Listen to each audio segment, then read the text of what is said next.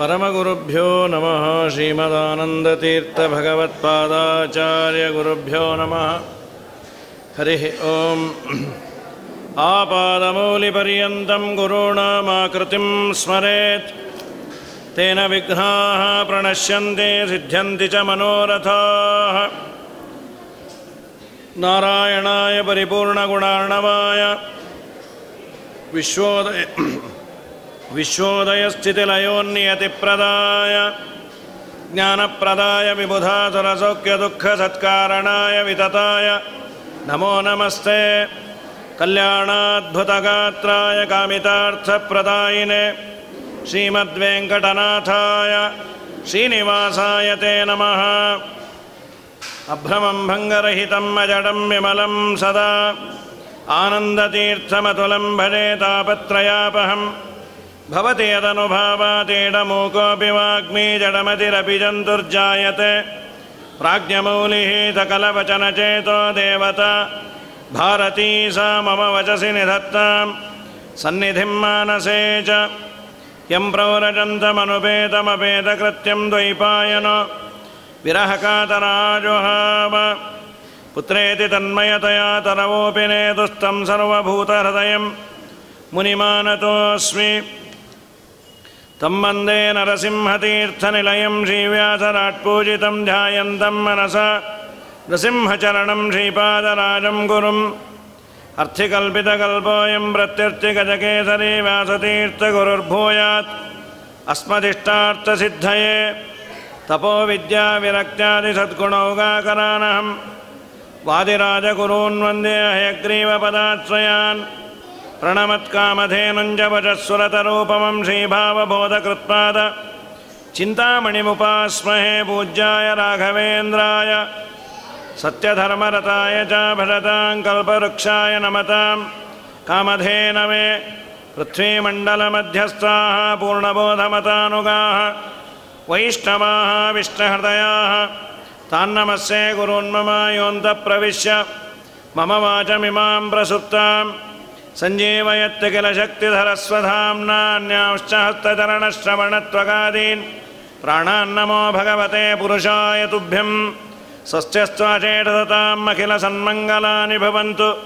ಸಮ್ಯಕ್ ಶ್ಲೋಕೈಕಶ್ರವಣಪಠನಮಾತ್ರೇಣ ವಕ್ತುಶ್ಚ ಶ್ರೋತॄಣಾಂ ನಿಖಿಲ ಕಲಿಕೃತಕಲ್ಮಷಾಪನೋದನ ಪಟುತರೆ ಧರ್ಮಾದ್ಯಗಳ ಪುರುಷಾರ್ಥ ಸಾಧನೀಭೂತೆ. ಭವಿಷ್ಯೋತ್ತರಪುರಾಣೇ ವೆಂಕಟೇಶ ಮಾಹಾತ್ಮ್ಯೆ ಅದ್ಯ ಕಥಾ ಪ್ರಾರಂಭೆ ಸತಿ ಕಿಂಚಿತ್ ಪೂರ್ವಕಥಾನುವಾದ. 4 ಯುಗದಲ್ಲಿ 4 ನಾಮ ಬರಲಿಕ್ಕೆ ಕಾರಣ ಏನು ಅಂದಾಗ, ವೃಷಭ ಅನ್ನೋ ರಾಕ್ಷಸನನ್ನು ಸಂಹಾರ ಮಾಡಿ ಋಷಿಮುನಿಗಳಿಗಿದ್ದ ಪೀಡೆಯನ್ನು ಭಗವಂತ ಬಗೆಹರಿಸದ. ಆದ್ದರಿಂದ ಅದಕ್ಕೆ ವೃಷಭಾಚಲ ಅಂತ ಹೆಸರು ಬಂತು. ಅವನು ಪ್ರಾರ್ಥನೆಯನ್ನು ಮಾಡಿದ್ದ. ಅಂತೂ ಧರ್ಮವನ್ನು ಮಾಡುವವರಿಗೆ ನಾನು ರಕ್ಷಣೆಯನ್ನು ಮಾಡ್ತೇನೆ ಅನ್ನೋದನ್ನು ದೇವರು ಸೂಚನೆ ಮಾಡ್ತಾ ವೃಷಭಾಚಲ ಅಂತ ಹೆಸರನ್ನು ಕೊಟ್ಟ. 2ನೇದು ಆಂಜನೇಯನ ಅವತಾರ ಆದದ್ದರಿಂದ, ಒಳ್ಳೆಯ ಮಗನನ್ನು ಹಡೆದದ್ದರಿಂದ ಅಂಜನಾದ್ರಿ ಅಂತ. ಆಂಜನೇಯನನ್ನು ಅಂಜನಾದೇವಿ ಹಡದ್ಲು, ಅಂಜನಾದ್ರಿ ಅಂತ. ಅಲ್ಲ, ವಾಯುದೇವರ ಹೆಸರಿಟ್ಟಿದ್ರೆ ಚೆನ್ನಾಗಿರೋದು ಅಂತ. ತಾಯಿಕಿನ್ನ ಅದು ವಾಯುದೇವರಂತಾರೆ, ಯಾವುದೇ ಬೆಟ್ಟ ಆದರೂ ನಾನೇ ಅಂತ. ಗಿರಿ ಅಂದರೆ ವಾಯುದೇವರ ಹೆಸರು. ವೆಂಕಟಗಿರಿ. ಆಚಾರ್ಯರು ಗಿರಿ ಅನ್ನುವ ಶಬ್ದಕ್ಕೆ ಭಾಗವತ ತಾತ್ಪರ್ಯದಲ್ಲಿ ಗಿರಿಪ್ರಾಣ ಸಮುದ್ದಿಷ್ಟ ಅಂತ ಈ ಸತಿ ಹಾಗೂ ರುದ್ರದೇವರ ಸಂವಾದದಲ್ಲಿ ಶ್ರೀಮದಾಚಾರ್ಯರು ಈ ಮಾತನ್ನು ಹೇಳ್ತಾರೆ. ಗಿರೇ ಸುತಾಯ ಪುಷ್ಪಿಣ್ಯಾ ಮಧುಗಂಧೇನ ಭೂರಿಣ ಮತ್ನಾಚ ಉನ್ಮತಿತಾತ್ಮಾನೋ ಸಮ್ಮುಖ್ಯಂತು ಹರದ್ವಿಷಃ ಅಂತ ಒಂದು ಶಾಪ. ಈ ಶಾಪವನ್ನು ಕೊಟ್ಟವನು ನಂದೀಶ್ವರ. ಆ ಶ್ಲೋಕವನ್ನು ಆಚಾರ್ಯರ ತಾತ್ಪರ್ಯ ಇಲ್ಲ ಅಂದರೆ ಅರ್ಥವೇ ಮಾಡಿಕೊಳ್ಳಿಕ್ಕಾಗೋದಿಲ್ಲ. ಆ್ಯಸ್ ಇಟ್ ಈಸ್ ಅರ್ಥವನ್ನು ಮಾಡೋದಾದರೆ ಗಿರೇ ಸುತಾಯ ಪುಷ್ಪಿಣ್ಯಾ, ಗಿರಿಯ ಮಗಳು ಪುಷ್ಪಿಣಿಯಾಗಿದ್ಲು, ಅವಳ ಸುವಾಸನೆಯಿಂದ ನಿಮ್ಮ ತಲೆ ಕೆಡಲಿ. ಯಾರು ಗಿರಿಯ ಮಗಳು, ಅವಳೇನು ಪುಷ್ಪಿಣಿಯಾಗಿದ್ಲು, ಯಾವ ಸುವಾಸನೆ, ಏನೂ ಗೊತ್ತಾಗೋದಿಲ್ಲ. ಆಚಾರ್ಯರು ಅಂತಾರೆ, ಇದರ ಅರ್ಥ ನಮ್ಮಪ್ಪ ನನಗೆ ಮಾತ್ರ ಹೇಳಿದ್ದಾನೆ, ವೇದವ್ಯಾಸ ನಿಮಗದನ್ನು ಹೇಳ್ತೇನೆ ಅಂತ. ಗಿರಿ ಅಂದರೆ ಮುಖ್ಯ ಪ್ರಾಣದೇವರು ಅಂತ. ಗಿರಿಪ್ರಾಣ ಸಮುದ್ದಿಷ್ಟ, ಮುಖ್ಯ ಪ್ರಾಣದೇವರಿಗೆ ಗಿರಿ ಅಂತ ಕರೀತಾರೆ. ಹಾಗಾದರೆ ಗಿರಿ ಅಂದರೆ ಮುಖ್ಯ ಪ್ರಾಣದೇವರು. ಗಿರಿಯ ಮಗಳು ಅಂದರೆ ಯಾರು? ಮುಖ್ಯ ಪ್ರಾಣನ ಮಗಳು ಅಂದರೆ ಯಾರು? ಅನಂತ ವೇದಗಳು ವಾಯುದೇವರ ಮಗಳಂತೆ. ಯಾಕೆ ಅಂದರೆ ಯಾರು ಯಾರನ್ನು ಸಂರಕ್ಷಣೆ ಮಾಡ್ತಾರೆ ಅವರು ಅದರ ಅಪ್ಪ ಅಥವಾ ಅದರ ಮಗಳು. ಅನಂತ ವೇದಗಳ ಸರಿಯಾದ ಅರ್ಥವನ್ನು ಆಚಾರ್ಯರು ಹೇಳಿದ್ದಕ್ಕೆ, ಆ ವೇದಗಳನ್ನು ಸಂರಕ್ಷಣೆ ಮಾಡಿದ್ದಕ್ಕೆ ಅನಂತ ವೇದಗಳು ವಾಯುದೇವರ ಮಗಳಂತೆ. ತತ್ಸುತ ವೇದವಾಕ್ ಸ್ಮೃತ.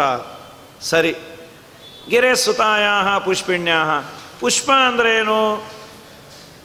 ಅದಕ್ಕೆ ಶ್ರೀಮದಾಚಾರ್ಯ ಪುಷ್ಪ ಅಂದರೆ ವೇದವಿಹಿತವಾದ ಕರ್ಮ ಮಾಡಬೇಕಾದ್ರೆ ನೋಡಲಿಕ್ಕೆ ತುಂಬ ಚೆನ್ನಾಗಿರುತ್ತೆ ಪುಷ್ಪ. ಆದರೆ ಆ ಪುಷ್ಪವನ್ನೇ ಕಿತ್ತುಬಿಟ್ಟು, ಬರೀ ಪುಷ್ಪ ಬಿಡೋ ಗಿಡದಲ್ಲಿ ಪುಷ್ಪ ಕೀಳೋದು ಒಳ್ಳೆಯದು. ಮಾವಿನ ಚಿಗುರು ನೋಡ್ಲಿಕ್ಕೆ ಚೆನ್ನಾಗಿದೆ, ಎಲ್ಲ ಕಿತ್ತಿಟ್ಬಿಟ್ರೆ ಮಾವಿನ ಹಣ್ಣು ಇಲ್ಲ, ಉಪ್ಪಿನಕಾಯಿ ಮಾವಿನಕಾಯೂ ಇಲ್ಲ. ಆ ಪುಷ್ಪವೇ ಮುಂದೆ ಕಾಯಾಗತ್ತೆ, ಕಾದರೆ ಹಣ್ಣಾಗತ್ತೆ. ಹಾಗಾದರೆ ವೇದದಲ್ಲಿ ಎರಡಿದೆ. ಮೇಲು ನೋಟಕ್ಕೆ ಸುಂದರವಾಗಿ ಕಾಣುವ ಪುಷ್ಪ ಇದೆ, ಅದ್ಯಾವುದು ಅಂದರೆ ಸ್ವರ್ಗಾದಿ ನಶ್ವರ ಫಲಗಳು ಅಂತಾರೆ ಶ್ರೀಮದಾಚಾರ್ಯರು. ನೀನು ವೇದವಿಹಿತ ಕರ್ಮವನ್ನು ಮಾಡಿದಾಗ ನಿನಗೆ ತುಂಬ ಬೇಗ ಅರ್ಜೆಂಟ್ ಅಂದರೆ ಸಕಾಮ ಕರ್ಮ ಮಾಡು, ತಕ್ಷಣ ನಿನಗೆ ದೇವರು ಸ್ವರ್ಗಾದಿಗಳನ್ನು ಕೊಡ್ತಾನೆ. ಅಲ್ಲಿಗೆ ನೀನು ಫಿಕ್ಸ್ ಆಗಬೇಡ, ಸ್ವಲ್ಪ ಕಾಯಿ. ಆ ಪುಷ್ಪ ಕಾಯಾಗಿ ಹಣ್ಣಾಗೋವರೆಗೂ ಕಾಯಿ. ಅದ್ಯಾವುದು? ಫಲಂ ಮೋಕ್ಷ ಉದಾಹೃತಃ ಅಂದರು ಶ್ರೀಮದಾಚಾರ್ಯ. ಮೋಕ್ಷ ಅನ್ನೋದು ಫಲ.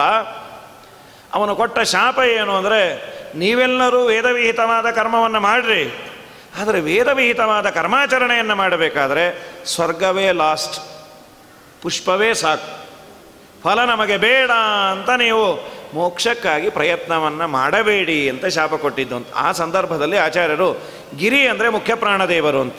ಹಾಗಾಗಿ ಅಂಜನಗಿರಿ, ವೆಂಕಟಗಿರಿ, ಯಾವುದೇ ಗಿರಿ ಅಂದರೂ ಅದು ಮುಖ್ಯ ಪ್ರಾಣದೇವರೇ. ಗಿರಿ ಪ್ರಾಣ ಸಮುದ್ದಿಷ್ಟ ಅಂತ ಪ್ರಕೃತದಲ್ಲಿ ಅಂಜನಾದ್ರಿ ಅಂತ ಹೆಸರು ಬರಲಿಕ್ಕೆ ಆಂಜನೇಯ ಅವತಾರ ಮಾಡಿದ್ದು. ಇನ್ನು ಶೇಷ ಹಾಗೂ ವಾಯುದೇವರಿಗೂ ಸಂವಾದ ಆಗಿ ತಾರತಮ್ಯದಲ್ಲಿ ಯಾರು ದೊಡ್ಡವರು, ಜ್ಞಾನದಲ್ಲಿ ಯಾರು ದೊಡ್ಡವರು ಅಂದಾಗ ವಾಯುದೇವರೇ ದೊಡ್ಡವರು ಅಂತ ಸ್ವಯಂ ಶೇಷದೇವರೇ ಅಂದರು. ನಾವು ನೀವು ವಾಯುದೇವರ ಮತದಲ್ಲಿ ಬಂದಿದ್ದೀವಿ, ನಾವು ಹೇಳ್ಕೊಂಬೋದೇನು ದೊಡ್ಡದು. ಆದರೆ ಶೇಷದೇವರೇ ಅಂದರು, ಇಲ್ಲಪ್ಪ ನೀನೇ ದೊಡ್ಡವನು, ಕ್ಷಮಸ್ವ ಮಮದೌರ್ಮತ್ಯಂ ಅಜ್ಞಾನೇನ ಆವೃತಂ ವಿಭೋ. ಶೇಷದೇವರೇ ವಾಯುದೇವರ ಶೇಷಾದಿ ದೇವತೆಗಳು ಅವರ ಸೇವೆಯನ್ನು ಮಾಡ್ತಾರೆ. ನಿತ್ಯದಲ್ಲಿ ನಿಜವಾಗಲೂ ವಾಯುದೇವರ ಶಾಸ್ತ್ರವನ್ನು ಕೇಳೋರು ಶೇಷದೇವರಂತೆ. 11ನೇ ಸರ್ಗ ಸುಮಧ್ವಿಜಯದಲ್ಲಿ ವೈಕುಂಠದ ವರ್ಣನೆಯನ್ನು ಮಾಡ್ಯಾರ. ವೈಕುಂಠದ ವರ್ಣನೆಗೆ ಒಂದು ಪ್ರಸಂಗ ಬೇಕಲ್ಲ. ಇದ್ದಕ್ಕಿದ್ದಾಗೆ ವೈಕುಂಠದ ವರ್ಣನೆ ಸುಮಧ್ವಿಜಯದಲ್ಲಿ ಯಾಕೆ ಬರಬೇಕು? ಮಧ್ವಾಚಾರ್ಯರ ಚರಿತ್ರೆಯನ್ನು ಹೇಳ್ರಿ. ಮಧ್ವಾಚಾರ್ಯರಿಗೂ ವೈಕುಂಠಕ್ಕೂ ಏನು ಸಂಬಂಧ ಅಂದರೆ, ಅಲ್ಲಿ ತುಂಬ ಸುಂದರವಾದ ಒಂದು ಸಾಂಗತ್ಯವನ್ನು ನಾರಾಯಣ ಪಂಡಿತರು ಕೊಡ್ತಾರೆ. ಒಂದು ಕಾವ್ಯ ಅಂತಾಗಬೇಕಾದ್ರೆ ಅಲ್ಲಿ ಶೃಂಗಾರದ ವರ್ಣನೆ ಬೇಕು. ಶೃಂಗಾರದ ವರ್ಣನೆ ಇಲ್ಲ ಅಂತಾದರೆ ಅದು ಮಹಾಕಾವ್ಯ ಅಂತಾಗೋದಿಲ್ಲ. ಮಧ್ವಾಚಾರ್ಯರ ಜೀವನದಲ್ಲಿ ಯಾವ ಶೃಂಗಾರವನ್ನು ವರ್ಣನೆ ಮಾಡೋದು? ಏನೋ ಮಧ್ವಾಚಾರ್ಯರು ಪೂರ್ವಾಶ್ರಮದಲ್ಲಿ ಅವರು ದಾಂಪತ್ಯ ಜೀವನವನ್ನು ಮಾಡಿದರೆ ಅವರ ಪೂರ್ವಾಶ್ರಮದಲ್ಲಿ ದಾಂಪತ್ಯ ಜೀವನ ಹಾಗಿತ್ತು ಹೀಗಿತ್ತು ಅನ್ಬೋದು. ಬಾಲ ಸನ್ಯಾಸಿಗಳು ಅವರ ಶೃಂಗಾರದ ವರ್ಣನೆ ಮಾಡಲಿಕ್ಕಿಲ್ಲ. ಹಾಗಾದರೆ ಶೃಂಗಾರದ ವರ್ಣನೆಯನ್ನು ಮಾಡದೇ ಇದ್ದರೆ ಮಹಾಕಾವ್ಯ ಆಗೋದಿಲ್ಲ. ಅದಕ್ಕೆ ನಾರಾಯಣ ಪಂಡಿತರಂದರು, ನಿಜವಾದ ಶೃಂಗಾರ ಅಂದರೆ ನಾವು ನೀವು ಇಲ್ಲೆಲ್ಲ ಏನು ದಾಂಪತ್ಯ ಜೀವನವನ್ನು ಮಾಡ್ತೀವಿ ಅದು ಯಾವುದೂ ಅಲ್ಲೇ ಅಲ್ಲ ಅಂತ. ನಿಜವಾದ ದಾಂಪತ್ಯ ಜೀವನ ಆನಂದ ಅಂದರೆ ಅದು ಮೋಕ್ಷದಲ್ಲಿರೋದು. ಅದನ್ನು ವರ್ಣನೆ ಮಾಡ್ತೀನಿ ಅಂದರು. ಅದಕ್ಕೂ ಮಧ್ವರಿಗೂ ಏನು ಸಂಬಂಧ? ಮಧ್ವಾಚಾರ್ಯರ ಶಾಸ್ತ್ರವೇ ಮೋಕ್ಷದ ಟಿಕೆಟ್ ಕೌಂಟರಪ್ಪ, ಅದಕ್ಕೆ ಅದನ್ನು ಮಾಡ್ತೀವಿ ಅಂತ. ಅದಕ್ಕೆ ಪ್ರಸಂಗವನ್ನು ತರಬೇಕಲ್ಲ. ಪ್ರಚುರಂತರ ಪ್ರವಚನಂ ಫಣಿರಾಟ್ ಉಪಸುಶ್ರುವಾನ್ ಸಸನಕಾದಿ ಮುನಿ. ಅಮಾವಾಸ್ಯೆಯ ಹತ್ತಿರದ ದಿವಸ ಮಧ್ವಾಚಾರ್ಯರು ಪಾಠ ಹೇಳ್ತಾ ಇದ್ದಾರೆ. ಒಳ್ಳೆ ಬೆಳಕಂತೆ ಆಕಾಶದಲ್ಲಿ. ಶಿಷ್ಯರೆಲ್ಲ ಕೇಳಿದ್ರು, ಸ್ವಾಮಿ ಇವತ್ತು ಅಮಾವಾಸ್ಯೆ, ಚಂದ್ರ ಇರೋದಿಲ್ಲ, ಚಂದ್ರನಕ್ಕಿನ್ನ ಒಳ್ಳೆ ಬೆಳಕಿತ್ತು, ಯಾವುದದು? ಓ ನಿಮಗೂ ಕಾಣಿಸ್ತಾ ಅಂದು. ಹೌದು ಕಾಣಿಸ್ತದೆ. ಅದು ಶೇಷದೇವರು ಸನಕ ಸನಂದನಾದಿಗಳ ಜೊತೆಯಲ್ಲಿ ಬಂದು ಪಾಠ ಕೇಳ್ಕೊಂಡು ಹೋದರು. ಓ ಹಾಗಾದರೆ ಶೇಷದೇವರು ನಿಮ್ಮ ಪಾಠ ಕೇಳ್ತಾರ? ಮಧ್ವಾಚಾರ್ಯಂದರು ಶೇಷದೇವರೇ ಪಾಠ ಕೇಳೋದು ಅಂತ. ಅವರಿಗೇ ಅರ್ಥ ಆಗೋದು. ರುದ್ರಾದಿಗಳಿಗೆ ನನ್ನ ಸಿಲೆಬಸ್ ಅದು, ನಿಮಗೂ ಅನುಗ್ರಹ ಮಾಡಿ ನಾನು ತಿಳಿಸ್ತೀನಿ ಅಂತ. ಶೇಷದೇವರು ಪಾಠ ಕೇಳ್ಕೊಂಡು ಹೋದ ಮೇಲೆ ಸನಕ ಸನಂದನಾದಿಗಳು ಕೇಳಿದ್ರಂತೆ, ಸ್ವಾಮಿ ಈಗ ಅವರು ಪಾಠ ಕೇಳಿ ಬಂದ್ವಲ್ಲ, ಆ ಪಾಠ ಕೇಳಿದರೆ ನಮಗೇನು ಸ್ವರ್ಗ ಸಿಗತ್ತಾ? ಛೇ ಸ್ವರ್ಗಕ್ಕೆ ಅವ್ರ ಪಾಠ ಬೇಡೋ, ಅವ್ರ ದರ್ಶನ ಸಾಕು. ತ್ರಿದಿವಾದಿ ಲಭ್ಯಮಪಿ ನಾಸ್ಯ ಫಲಂ.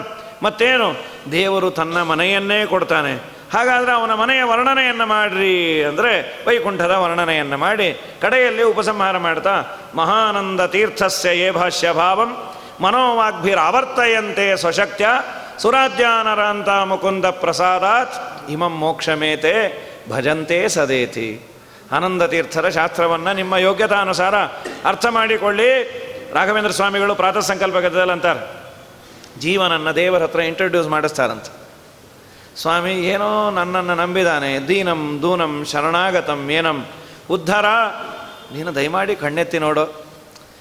ದೇವರನ್ನ ನಿನ್ನ ಕಡೆ ಅವನ, ಹೌದು ಸ್ವಾಮಿ ಅದಕ್ಕೆ ಕರ್ಕೊಂಬಂದಿ. ಹಾಗಾದರೆ ಎಸ್ ಸೈನ್ ಹಾಕ್ತಾನಂತ ದೇವರು. ಉನ್ನತ ಪ್ರಾರ್ಥಿತ ಶೇಷ ಸಂಸಾಧಕಂ ಸನ್ನತ ಲೌಕಿಕಾನಂದದ ಶ್ರೀಪದಂ ಭಿನ್ನ ಕರ್ಮಾಜಯ ಪ್ರಾಣಿ ಸಂಪ್ರೇರಕಂ ತನ್ನ ಕಿನ್ನೇತಿ ವಿದ್ವತ್ಸು ಮೀಮಾಂಸಿತಂ ಪ್ರೀಣಯಾಮೋ ವಾಸುದೇವಂ ದೇವತಾ ಮಂಡಲಾಖಂಡಮಂಡನಂ ಪ್ರೀಣಯಾಮೋ ವಾಸುದೇವಂ. ಉನ್ನತ ಪ್ರಾರ್ಥಿತ ಅಶೇಷ ಸಂಸಾಧಕಂ. ವಾಯುದೇವರ ಮಾತು ಅಂದರೆ ತುಂಬ ದೇವರಿಗೆ ಇಷ್ಟ ಅಂತ, ಅಷ್ಟು ಚೆನ್ನಾಗಿ ಮಾತಾಡ್ತಾರೆ. ಹನುಮಂತ ದೇವರಾದಾಗ ರಾಮದೇವರು, ಇವತ್ತು ಅನಾಯಾಸ ರಾಮದೇವರ ವೇಷ ಇದೆ, ಹನುಮಂತ ದೇವರಿಗೆ ಒಂದು ಸರ್ಟಿಫಿಕೇಟ್ ಕೊಟ್ಟೆ. ಹನುಮಪ್ಪ ನಿನ್ನ ಮಾತು ಕೇಳ್ತಾ ಇದ್ದರೆ ಯಾಕೆ ನಿಲ್ಲಿಸ್ತಾನೋ ಅನ್ನೋದು ಚೆನ್ನಾಗಿದೆಯಲ್ಲೋ, ನಿನ್ನ ಮಾತಿನಿಂದ ನನಗೊಂದು ಅರ್ಥ ಆಯಿತು, ನೀನು ಎಲ್ಲ ವೇದಗಳನ್ನು ಚೆನ್ನಾಗಿ ಓದಿರಬೇಕು. ನಾನೃಗ್ವೇದ ವಿಹೀನಸ್ಯ ನಾಯಜುರ್ವೇದ ಭಾಷಿಣಃ ನಾ ಸಾಮವೇದ ವಿದುಷಾಂ ಶಕ್ಯ ಏವಂ ಪ್ರಭಾಷಿತಂ. ಇಷ್ಟು ಚೆನ್ನಾಗಿ ಮಾತಾಡಲಿಕ್ಕಾಗಲ್ಲ, ನಿನ್ನ ಮಾತು ನನ್ನ ಹೃದಯವನ್ನೇ ಕದ್ದಿದೆ ಅಂತ ಶ್ರೀರಾಮಚಂದ್ರ ಸರ್ಟಿಫೈ ಮಾಡ್ತಾನೆ. ವಾಯುದೇವರ ಮಾತು ಅಷ್ಟು ಅದ್ಭುತ, ಯಾಕೆಂದರೆ ಹೆಚ್ಚು ಮಾತಾಡಲ್ಲ, ಎಷ್ಟು ಆಡಬೇಕೋ ಅದನ್ನು ಬಿಟ್ಟಿರಲ್ಲ. ನಾತ್ಯತ್ವರ ನಾತಿರಯ ನಸ್ಖಲಂತಿ ನಿರಂತರ. ತುಂಬ ಸ್ಪೀಡ್ ಇಲ್ಲ, ತುಂಬ ಸ್ಲೋ ಇಲ್ಲ. ಮಾತು ತುಂಬ ಸ್ಪೀಡ್ ಇದ್ದರೆ ಏನು ಹೇಳಿದ್ರೂ ಅರ್ಥ ಆಗಲ್ಲ. ತುಂಬ ನಿಧಾನಕ್ಕೆ ಮಾತಾಡ್ತಾ ಇದ್ರು, ಇವತ್ತೊಂದು ಮಾತು ಮುಂದಿನ ವರ್ಷಕ್ಕೆ ಇನ್ನೊಂದು ಮಾತು ಅಂದರೆ ಗೋವಿಂದ ಹಿಂದೆ ಏನು ಹೇಳಿದ್ರು ಅದು ಮರ್ತೋಗಿರತ್ತೆ. ಅದೂ ಇಲ್ಲ. ನಾತ್ಯತ್ವರ ನಾತಿರಯ ನಸ್ಖಲಂತಿ ನಿರಂತರ ಅನಾನಾವಯವತ್ತೇವ ದವಿಯೋಬಿ ಪ್ರತರ್ಕಿತ. ಸೈನ್ಯ ಸ್ಟೆಪ್ಸನ್ನು ಹಾಕತ್ತಲ್ಲ, ಹಾಗೆ ಮಧ್ವಾಚಾರ್ಯರ ಮಾತು ಅಂತಾರೆ. ದೂರದಿಂದ ನೋಡಿದ್ರೆ ಒಂದು ಹಮ್ಮಿಂಗ್ ಸೌಂಡ್ ಮಾತ್ರ ಬಂದಾಗಿರೋದಂತೆ. ಶ್ರೀಮದಾಚಾರ್ಯರ ಮಾತಿನ ಬಗ್ಗೆ ನಾರಾಯಣ ಪಂಡಿತರು ವರ್ಣನೆಯನ್ನು ಮಾಡ್ತಾರೆ. ರಾಮಾಯಣದಲ್ಲಿ ಮಾಡಿದ್ದು ಆಚಾರ್ಯರ ಮಾತು ಆಗಿತ್ತು. ಹಾಗಾಗಿ ಶೇಷದೇವರು ಮೊದಲನೇ ಸ್ಟೂಡೆಂಟು ವಾಯುದೇವರಿಗೆ. ಅವರಂದರು ನೀವೇ ನಮ್ಮ ಗುರುಗಳು ಅಂತ. ಆದ್ದರಿಂದ ಆ ಪರ್ವತಕ್ಕೆ ಶೇಷಾಚಲ ಅಂತ ವಾಯುದೇವರು ಅನುಗ್ರಹ ಮಾಡಿ ಶೇಷದೇವರ ಹೆಸರನ್ನು ಕೊಟ್ಟರು ದ್ವಾಪರದಲ್ಲಿ. ಕಲಿಯುಗದಲ್ಲಿ ವೆಂಕಟಾಚಲ ಅಂತ ಯಾಕೆ ಬಂತು ಅಂದರೆ ಒಂದು ಕಥೆಯನ್ನು ಹೇಳ್ತಾರೆ. ಇದೆಲ್ಲ ನಮ್ಮ ಹಣೆ ಬರ ಇದ್ದಾಗೆ ಇದೆ ಈ ವೆಂಕಟಾಚಲದ ಕಥೆ. ಏನದು? ಪುರಂದರೋ ನಾಮ ಸೋಮಯಾಜಿ ದೃಢವ್ರತಃ. ಹಿಂದೆ ಪುರಂದರ ಅಂತ ಒಬ್ಬ ಬ್ರಾಹ್ಮಣ, ಒಳ್ಳೆಯ ಸೋಮಯಾಗವನ್ನು ಮಾಡಿದವನು. ಎಲ್ಲರೂ ಪುರಂದರರೇ. ಪುರ ಅಂದರೆ ದೇಹ, ಅದನ್ನು ಧಾರಣೆ ಮಾಡಿದವರು. ಪುರವನ್ನು ನಾವು ಧಾರಣೆ ಮಾಡಿಲ್ಲ, ದೇವರೇ ಧಾರಣೆ ಮಾಡಿರೋದು. ನಮಗೊಂದು ಭ್ರಮೆ ಇದೆ, ಓ ನಮ್ಮದು ದೇಹ ಇದು ಅಂತ. ದೇವರಂತಾನು ಮಗನೇ ನಿಂದಲ್ಲ ನಂದದು ಅಂಥೇಳಿ. ಯಾಕೆ ಅಂದರೆ ನಿನಗೇನು ಗೊತ್ತು ಅದರಲ್ಲಿ ಆಗೋದು? ಹಿಂದೆ ಗೊತ್ತಾ ಮುಂದೆ ಗೊತ್ತಾ? ಮೇಲೊಂದಿಷ್ಟು ಮೇಕಪ್ ಮಾಡ್ಕೊಂಬೋದು ಬಿಟ್ಟರೆ ಒಳಗೆ ಏನಾಗತ್ತೆ ಏನು ಗೊತ್ತು ನಿನಗೆ? ಒಂಚೂರು ಹೆಚ್ಚು ಕಮ್ಮಿ ಆದರೆ ಓಡ್ತಿ.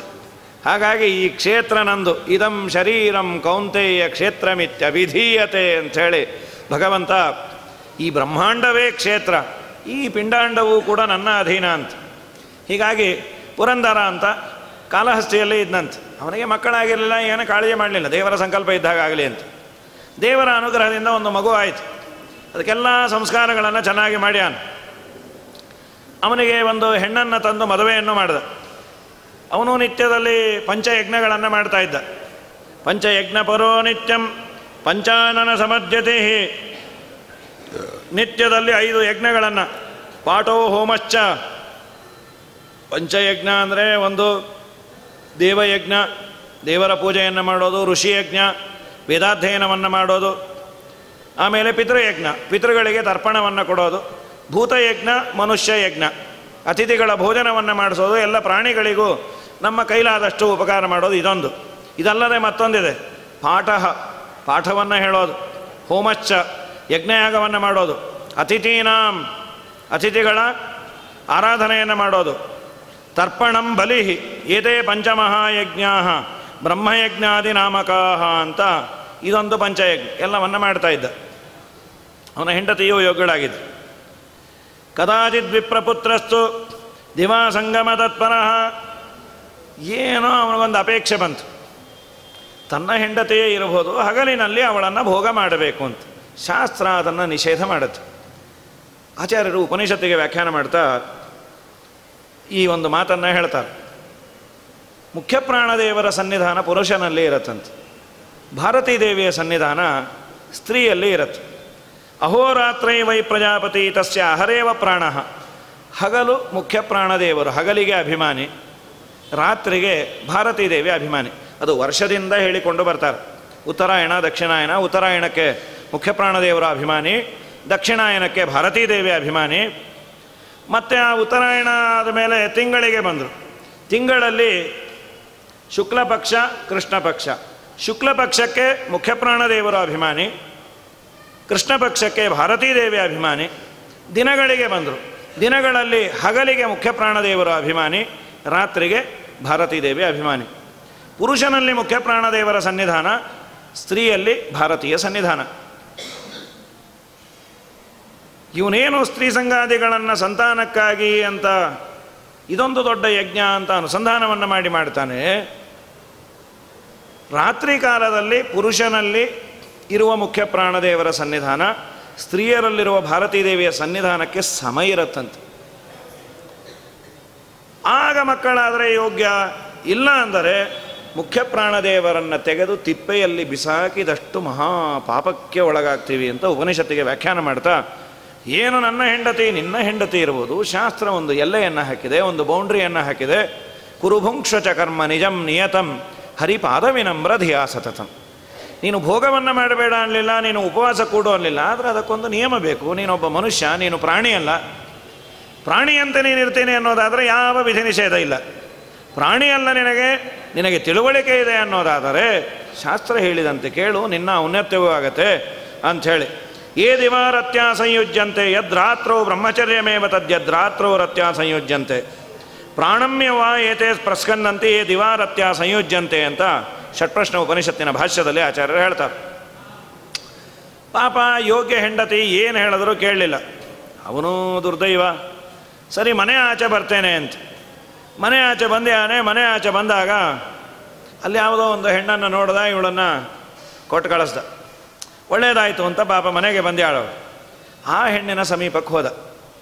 ಯಾರು ನೀನು, ಎಲ್ಲಿಂದ ಬಂದಿದೆ? ಪಾಪ ಅವಳು ಭಯಪಟ್ಟು ಅಂದು, ಬೇಡಪ್ಪ, ಮಾಯಾಹಿ ಮುನಿಶಾರ್ದೂಲ, ನನ್ನ ಹತ್ರ ಬರಬೇಡ. ನೀನು ನೋಡಿದ್ರೆ ಒಳ್ಳೆ ತಪಸ್ವಿ ಇದ್ದಾಗಿದೆ, ನೀನು ನನ್ನನ್ನು ನೋಡ್ಲಿಕ್ಕೂ ಅನರ್ಹ, ನನ್ನ ಹತ್ರ ಬರಬೇಡ. ಕಾತ್ವಂ ಕಲ್ಯಾಣಿ ಕಸ್ಮಾಚ್ಚ ಜಾತಾಸಿ ಜನನೀಚಕ.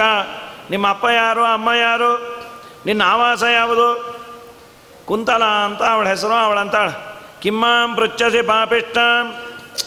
ನಮ್ದೇನು ಕುಲವ ಗೋತ್ರವ, ನಮ್ಗೆ ಯಾವ ವಿಧಿ ನಿಷೇಧಗಳು ಇಲ್ಲ. ನೀನು ಒಂದು ಪವಿತ್ರವಾದ ದೇಹ, ಮತ್ತು ಪರಸ್ತ್ರೀಯರನ್ನು ಹಾಗೆಲ್ಲ ನೋಡಬಾರ್ದು.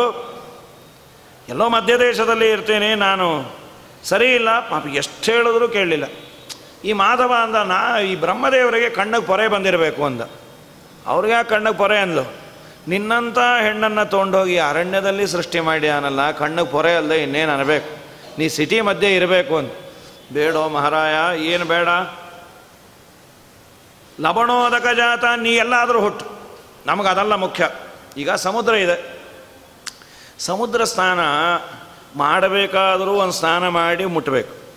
ಸಮುದ್ರ ಸ್ನಾನ ಮಾಡುವ ಮುಂಚೆ ಮೊದಲು ನಾವು ಸ್ನಾನ ಮಾಡಿ ಸಮುದ್ರ ಮುಟ್ಟಬೇಕು. ಸಮುದ್ರ ಸ್ನಾನ ಮಾಡಿ ಬಂದಮೇಲೆ ಮತ್ತೆ ಸ್ನಾನ ಮಾಡಬೇಕು. ಸಮುದ್ರ ಸ್ನಾನ ಮಾಡಿ ಡೈರೆಕ್ಟಾಗಿ ಪೂಜಾದಿಗಳನ್ನು ಮಾಡೋ ಹಾಗಿಲ್ಲ. ಅದು ಸಮುದ್ರದಲ್ಲಿ ಎಷ್ಟೇ ನೀರಿರಲಿ, ಎಲ್ಲ ನದಿಗಳ ನೀರು ಅದಕ್ಕೆ ಸೇರಿದರೂ ಶಾಸ್ತ್ರ ಒಂದು ವಿಧಾನ ಮಾಡಿ ಕೊಟ್ಟಿದೆ. ನದಿಯಲ್ಲಿ ಸ್ನಾನ ಮಾಡಿದರೆ ಏನು ಮಡಿಯೋ ಆ ಮಡಿ ಸಮುದ್ರದಿಂದ ಇಲ್ಲ ಅಂತ. ಹಾಗಾಗಿ ಸಮುದ್ರದ ನೀರು ವಾಸ್ತವಿಕವಾಗಿ ಉಪ್ಪು ಮಡಿಗೆ ಬರೋದಿಲ್ಲ. ಆದರೂ ಅಲ್ಲಿರುವ ಮುತ್ತು ರತ್ನವನ್ನು ದೇವರು ತಲೆ ಮೇಲೆ ಇಡ್ತಾರೋ ಇಲ್ಲೋ ಕಿರೀಟ ಮಾಡಿ, ಹೌದು ಅಂದು. ಹಾಗೆ ನೀನು ಹುಟ್ಟಿದ್ದೆಲ್ಲಾದರೂ ನೋಡ್ಲಿಕ್ಕೆ ಚೆನ್ನಾಗಿದೆ, ನೀನು ಒಂದು ಮುತ್ತಿದ್ದ ಹಾಗೆ. ಅಯ್ಯೋ ನನ್ನ ಕರ್ಮ, ನೀವು ಓದಿದ ಲಾಜಿಕ್ಕೆಲ್ಲ ನನ್ನ ಮೇಲೆ ಅಪ್ಲೈ ಮಾಡ್ತಾ ಇದೆಯಲ್ಲೋ, ಬೇಡ ದಯಮಾಡಿ ಬೇಡ ಅಂದ. ಇಲ್ಲ ಇಲ್ಲ, ನಾನು ನಿನ್ನನ್ನು ಭೋಗ ಮಾಡ್ತೀನಿ, ನಿನ್ನ ಹಣೆ ಬಾರ. ನಾನಂತೂ ಹೇಳಿದೆ, ಇನ್ನೂ ಕೆಲವು ಮಾತು ಹೇಳ್ತೇನೆ ಕೇಳು. ನೋಡು, ನಿನ್ನ ದೇಹ ಎಷ್ಟು ಪವಿತ್ರವಾದದ್ದು. ಋತುಕಾಲೇ ಯದಾ ಮಾತು ತವ ಪಿತ್ರ ನಿಜಾಗಮೆ. ನಿನ್ನ ಗರ್ಭಾಧಾನದಿಂದ ಆರಂಭ ಮಾಡಿಕೊಂಡು ಎಲ್ಲ ಸಂಸ್ಕಾರ ಚೆನ್ನಾಗಾಗಿದೆ. ಸೀಮಂತ ಸಂಸ್ಕಾರ ಆಯಿತು, ನೀನು ಹುಟ್ಟಿದ ಮೇಲೆ ಜಾತಕರ್ಮ ಅಂತಾಯಿತು, ಅನ್ನಪ್ರಾಶನ, ಚೌಲ, ಉಪನಯನ, ಕಡೆಗೆ ಅಗ್ನಿ ಸಾಕ್ಷಿಯಾಗಿ ವಿವಾಹವನ್ನು ಮಾಡಿಕೊಟ್ಟ್ಯಾನು. ಏತಾದೃಶಸ್ಯ ದೇಹಸ್ಯ ಸಂಗಮಸ್ತು ಕಥಂ ಭವೇತ್. ನಿನ್ನ ಕಿವಿಗಳು ಯಾವಾಗಲೂ ದೇವರ ವಾರ್ತೆಯನ್ನೇ ಕೇಳತ್ತೆ. ಇವಳು ಕೆಲವೆಲ್ಲ ಹೇಳ್ತಾಳ್ರಿ, ಯಾವ ಯಾವ ಅವಯವ ಏನು ಮಾಡಿದ್ರೆ ಚಂದ ಅಂತ ಅವಳು ಅಂದ್ಯಾಳು.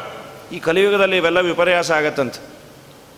ಇವನು ಹುಟ್ಟಿದ್ದಕ್ಕೆ ಬ್ರಾಹ್ಮಣ, ಹೇಳಿಸ್ಕೊಂಬೋದು ಬೇರೆ ಅವ್ರ ಕೈಲಿ ಹೇಳಿಸ್ಕೊತಾನೆ. ಏನ್ರಿ ನೀವು ಹೀಗಿದ್ದೀರಿ, ನೀವು ಬ್ರಾಹ್ಮಣನ ನೀವು ಹೇಳಿದ ಮೇಲೆ ಗೊತ್ತಾಗಿದ್ದಪ್ಪ ಅನ್ನುವಷ್ಟು ಹಾಳಾಗ್ಬಿಟ್ಟಿರ್ತಾನೆ. ಇನ್ಯಾರೋ ಪಾಪ ಹೇಳ್ತಾನೆ ನೀವು ಹೀಗಿರಬಾರ್ದು, ನಿಮ್ಮಂಥವ್ರು ಹೀಗೆ ಮಾಡಬಾರ್ದು ಅಂತ. ಅವಳಂತಾಳೆ, ನಿನ್ನ ಕಿವಿಯಲ್ಲಿ ಯಾವಾಗಲೂ ಹರಿವಾರ್ತೆ ಬೀಳತ್ತೆ. ಅಂದರೆ ಹರಿವಾರ್ತೆ ಬಿದ್ದರೆ ಪವಿತ್ರ ಅಂತ. ಕರ್ಣೋ ಹರಿಕಥಾಲಾಪಾತ್ ಪಾವಿತೋ ನಾಸಿಕಾತವ ಹರ್ಯರ್ಪಿತ ಸುಗಂಧೇನ. ನಿನ್ನ ಮೂಗು ಯಾವಾಗಲೂ ಹರಿಗೆ ಅರ್ಪಿತವಾದ ನಿರ್ಮಾಲ್ಯವನ್ನು ಆಘ್ರಾಣಿಸತ್ತೆ. ನಿನ್ನ ಹೊಟ್ಟೆ ಯಾವಾಗಲೂ ಹರಿಗೆ ನಿವೇದಿತವಾದ ಅನ್ನ ತಿಂದಿದೆಯೋ. ನಮ್ಮ ಶ್ರೀಪಾದರಾಜರು ಅಂತಾರೆ ಅದಕ್ಕೆ, ನಾಲಿಗೆಗೆ ಭೂಷಣ ನಾರಾಯಣ ನಾಮ, ಕಾಲಿಗೆ ಭೂಷಣ ಹರಿಯಾತ್ರೆಯೋ,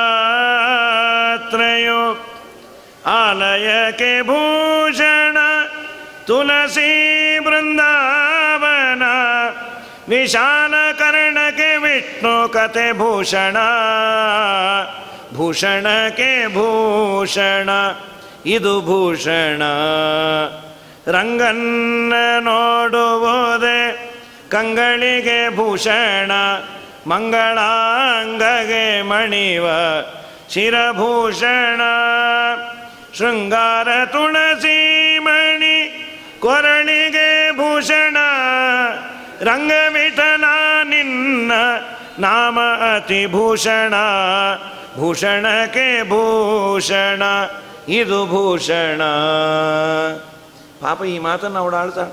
ನಿನ್ನ ದೇಹ ಇಷ್ಟು ಪವಿತ್ರವಾದದ್ದು, ಪುಣ್ಯಕ್ಷೇತ್ರಗಳಿಗೆ ನಿನ್ನ ಕಾಲು ಸುತ್ತಿದೆ, ಕಾಲು ಸಾರ್ಥಕ. ದೇವರು ಕೊಟ್ಟ ಅವಯವಗಳು ಅವನಿಗಾಗಿ ವಿನಿಯೋಗ ಮಾಡೋದು ಸಾರ್ಥಕ ಅಂತ. ಗಟ್ಟಿಮುಟ್ಟಿ ಇದ್ದಾಗ ಮಾಡಬೇಕು. ಆಮೇಲೆ ಏನು ಮಾಡ್ತೀವಿ?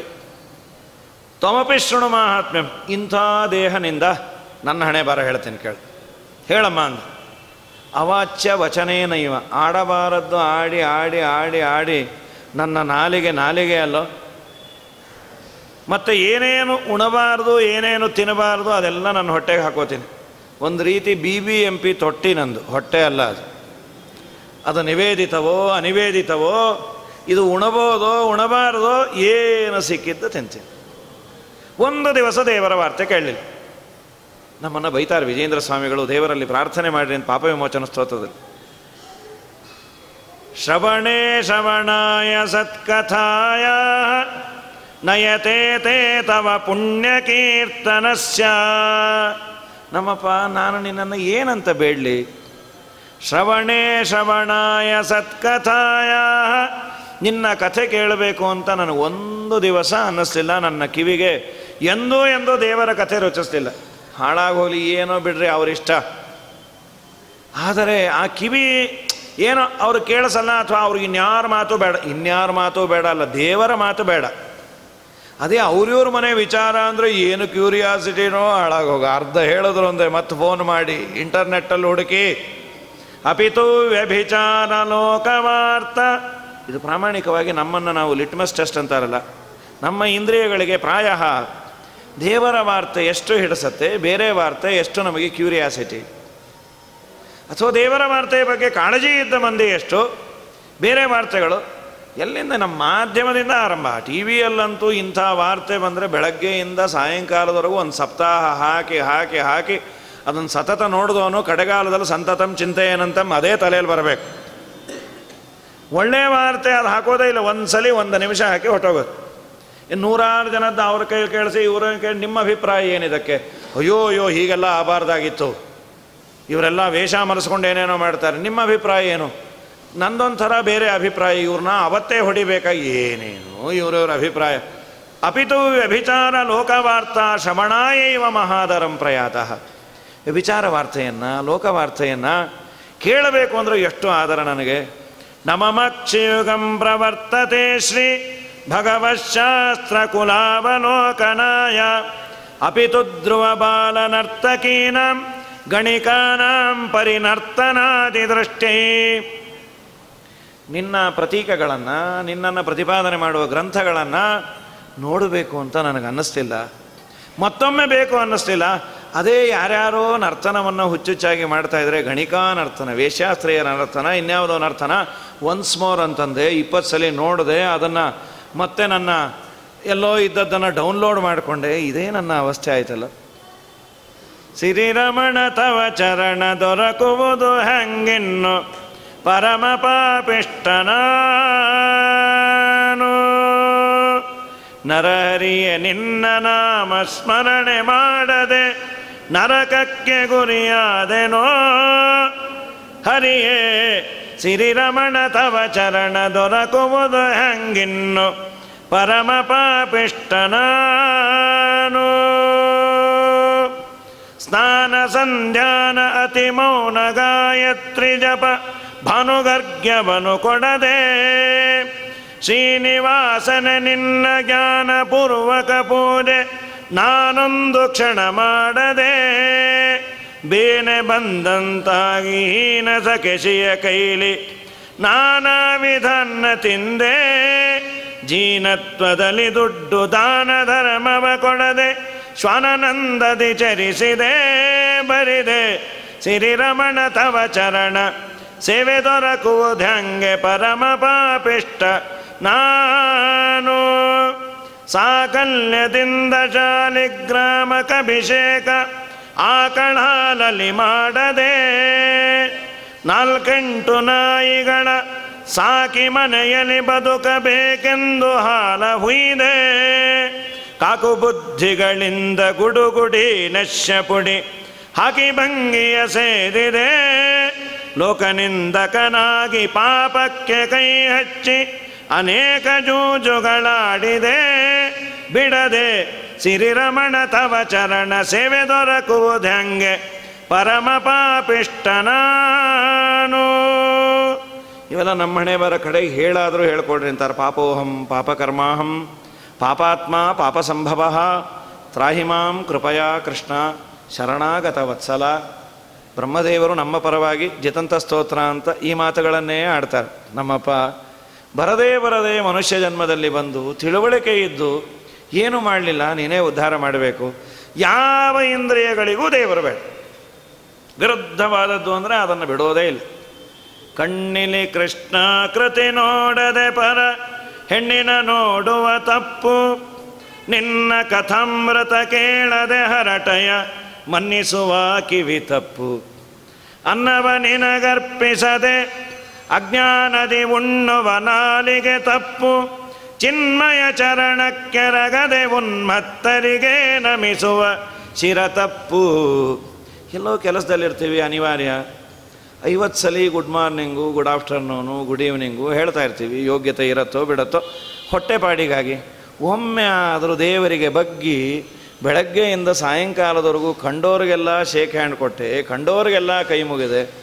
ನೀ ಕೊಟ್ಟ ಈ ಕೈ ಮೂರ್ಧನ್ಯೇಶು ಅಂಜಲಿರ್ಮೆ ದೃಢತರ ಮಿಹತೆ ಬದ್ಧತೆ ಬಂಧಪಾಶಚ್ಛೇತ್ರೆ ಧಾತ್ರೆ ಸುಖಾನಾಂ ಭಜತಿ ಭುವಿ ಭವಿಷ್ಯದ್ವಿಧಾತ್ರೆ ದ್ಯುಭರ್ತ್ರೆ ಅತ್ಯಂತಂ ಸಂತತಂತ್ವಂ ಪ್ರದಿಶ ಪದಯುಗೆ ಹಂತ ಸಂತಾಪ ಭಾಜಾಂ ಅಸ್ಮಾಕಂ ಭಕ್ತಿಮೇಕಾಂ ಭಗವತ ಉತತೆ ಮಾಧವಸ್ಯಾತ ವಾಯೋ. ಸ್ವಾಮಿ, ಕೈ ಕೊಟ್ಟದ್ದು ದೊಡ್ಡದಲ್ಲ, ಕೈಯನ್ನು ಮುಗಿಯುವಂತೆ ನೀನು ಮಾಡಿದೆಲ್ಲ ಅದು ತುಂಬ ದೊಡ್ಡದು. ಅಲ್ಲಲ್ಲೇ ಇಂಜಸ್ಸನ್ನು ಇಟ್ಟು ಕೈಯೇ ಇಲ್ಲದೆ ಇದ್ರೆ ಮುಗಿಯೋದೇನು?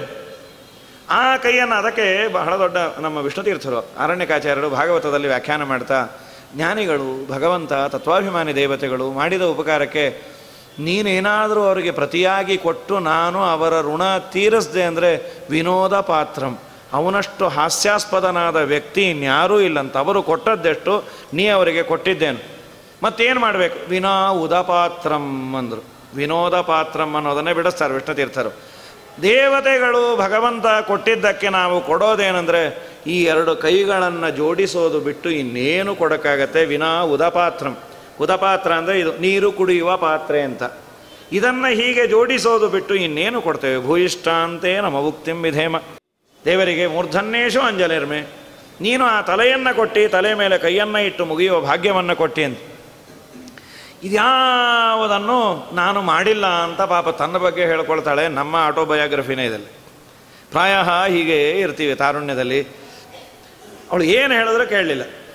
ಕಡೆಗೆ ಅವಳ ಜೊತೆ ಸಂಸಾರವನ್ನು ಶುರು ಮಾಡಿದೆ. ಅವಳು 2 ಕಂಡೀಷನ್ ಹಾಕಿದ್ಲು.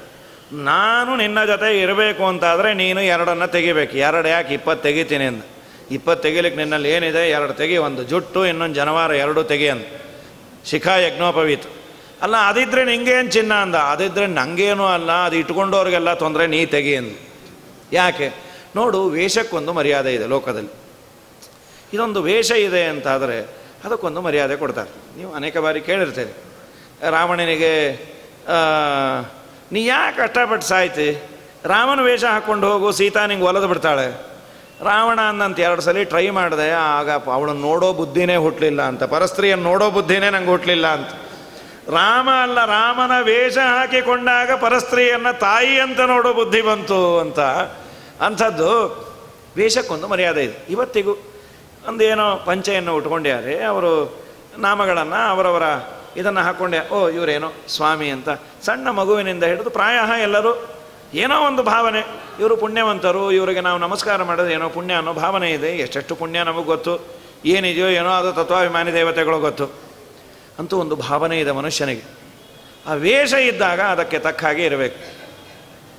ನಾವು ಏನು ತಿಂದರೂ ಮಡಿಲೇ ತಿನ್ನೋದು ರೀ, ಅದಕ್ಕೆ ನಾನು ಮಸಾಲೆ ದೋಸೆ ತಿನ್ನಬೇಕು ಅಂದಾಗೆಲ್ಲ ನೀಟಾಗಿ ಮಡಿ ಉಟ್ಕೊಂಡು ಅಂಗಾರಾಕ್ಷತೆ ದೊಡ್ಡದಾಗಿ ಹಚ್ಕೊಂಡು ಅಲ್ಲಿ ತಿನ್ನೋ ಕಾಲಕ್ಕೆ ಎರ್ನಾನ್ನು ಕರೀತಾ, ಏನು ರಾಮರಾಯರೇ ದೋಸೆ, ಓ ಈ ಥರನೂ ನೀ ತಿನ್ನೋದ್ರಿಂದ ಜುಟ್ಟು ಜನಿವಾರ ಅಂಗಾರ ಅಕ್ಷತೆ ಮಡಿ ಹಚ್ಕೊಂಡವ್ರು ನೋಡಿದವರೆಲ್ಲ ಬೈತಾರೆ. ಇವರು ತಿನ್ಲಿಕ್ಕೆ ಶುರು ಮಾಡೋದ್ರಿಂದ ರೇಟ್ ಜಾಸ್ತಿ ಆಯಿತು ಅಂತ. ಪಾಪ ಎಷ್ಟು ಜನ ತಿಂದಿರ್ತಾರೆ.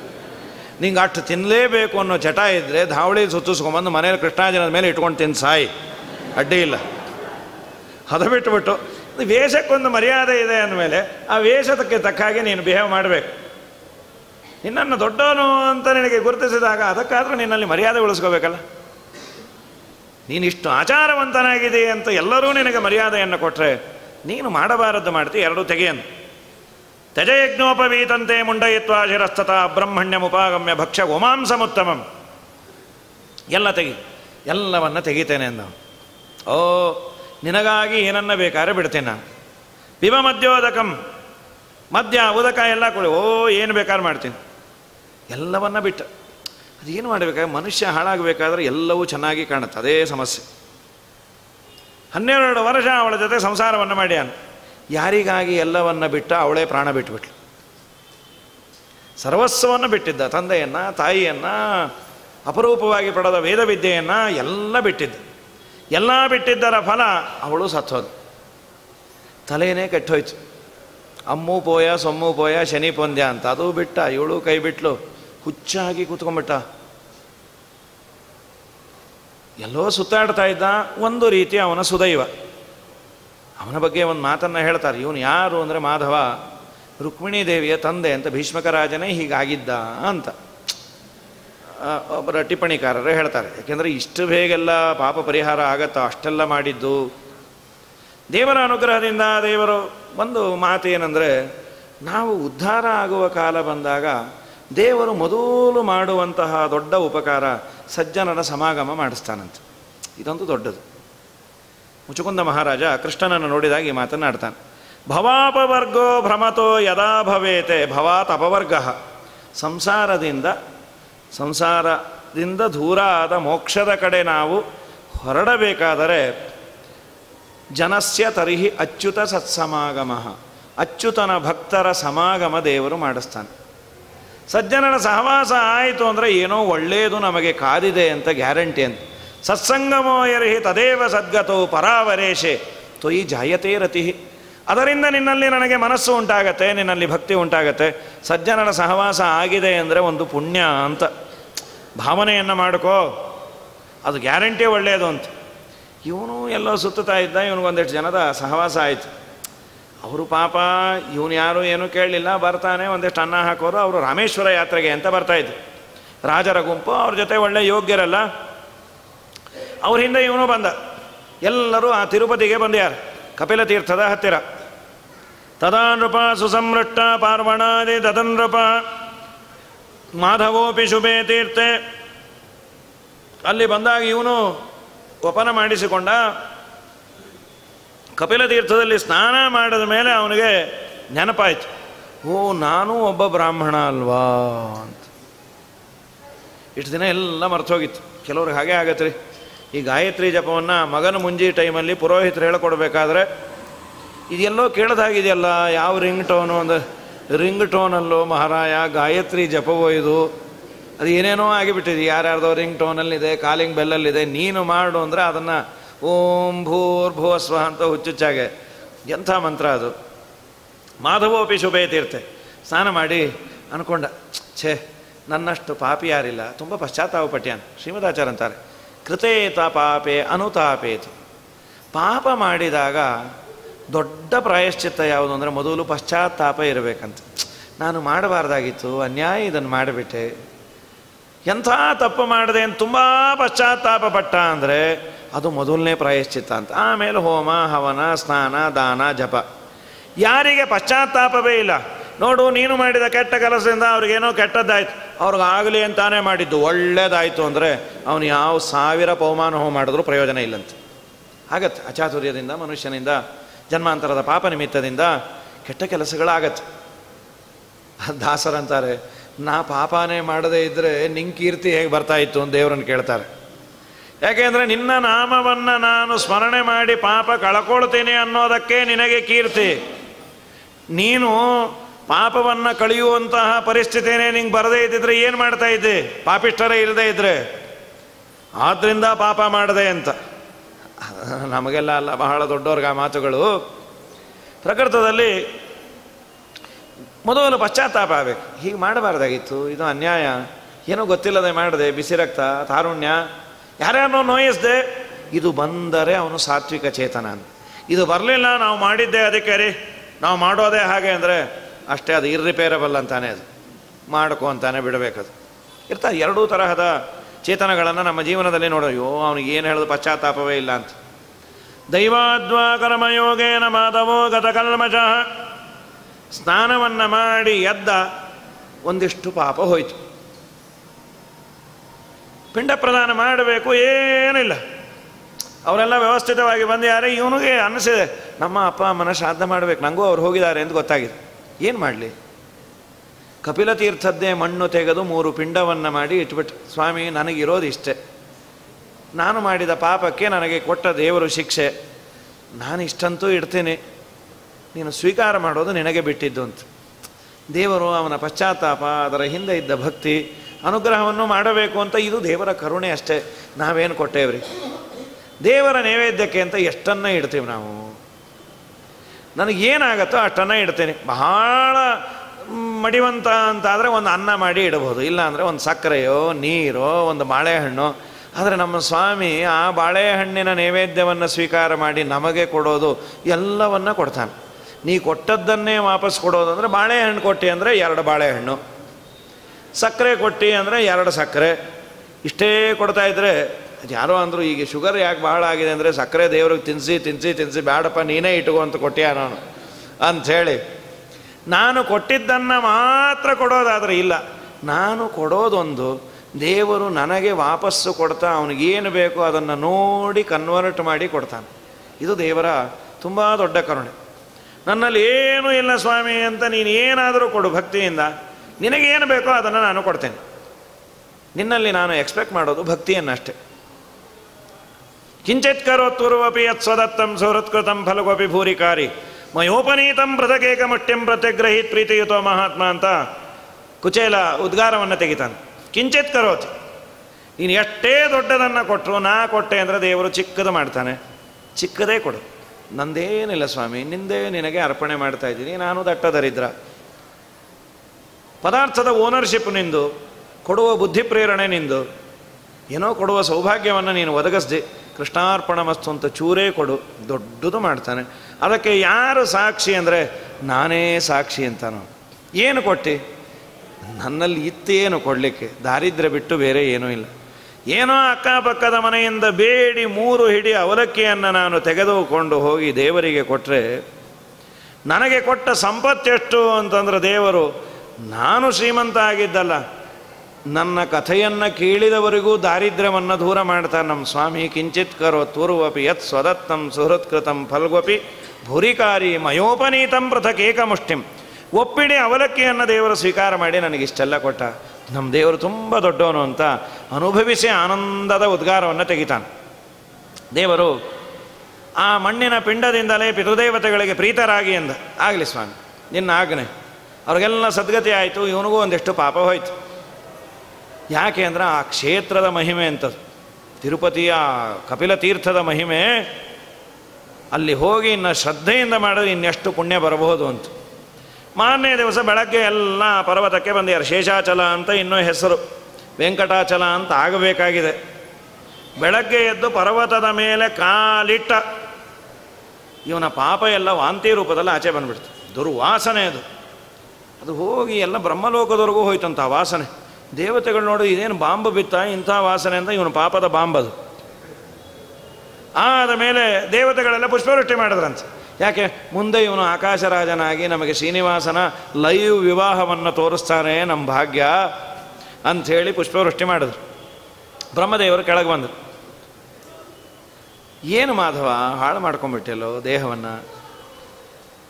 ಸ್ವಾಮಿ ಏನು ಮಾಡಲಿ, ಏನೋ ತಪ್ಪು ನಡೆದೋಯ್ತು, ಆಯ್ತು, ನೀನು ಉದ್ಧಾರ ಆಗಬೇಕು. ಭುವೋ ಮಾಧವ ವಿಪ್ರೇಂದ್ರ ಗತಪಾಪೋಜೆ ಕೇವಲಂ ಸ್ವಾಮಿ ತೀರ್ಥಸ್ಯ ನಿಕಟಂ ಗತ್ವಾ ಸ್ನಾತ್ವಾ ತತಜ್ಜಲೆ. ಸ್ವಾಮಿ ಪುಷ್ಕರಣಿ ತೀರ್ಥಕ್ಕೆ ಹೋಗಿ ಅಲ್ಲಿ ಮೊದಲು ಸ್ನಾನ ಮಾಡು, ಬೆಟ್ಟವನ್ನು ಭಕ್ತಿಯಿಂದ ಹತ್ತು. ಈಗ ಆಗಿದ್ದಂತೂ ಆಯಿತು ಪಾಪ, ಇನ್ನು ಅದಕ್ಕೆ ಪರಿಹಾರ ಹೇಳ್ತೇನೆ ಕೇಳು ಅಂತ ಬ್ರಹ್ಮದೇವರು ಅಲ್ಲಿ ಹೋಗಿ ಸ್ನಾನ ಮಾಡಿ ವರಾಹದೇವರ ದರ್ಶನ ಮಾಡು. ಆಮೇಲೆ ಏನು ಮಾಡಲಿ? ಆಮೇಲೆ ಈ ದೇಹ ಬಿಟ್ಟುಬಿಡು, ಇದಿನ್ನೂ ಉಪಯೋಗ ಬೀಳೋದಿಲ್ಲ, ಅಷ್ಟು ಪಾಪ ಮಾಡಿಬಿಟ್ಟಿದೆ. ಹಾಗೇ ಆಗಲಿ ಅಂದು. ಆಗ ದೇವತೆಗಳೆಲ್ಲ ಅಂದ್ರೆ ಸ್ವಾಮಿ ಇದಕ್ಕೆ ನಾಳೆಯಿಂದ ವೆಂಕಟಾಚಲ ಅಂತೇಳಿ ಇಡಬೇಕು.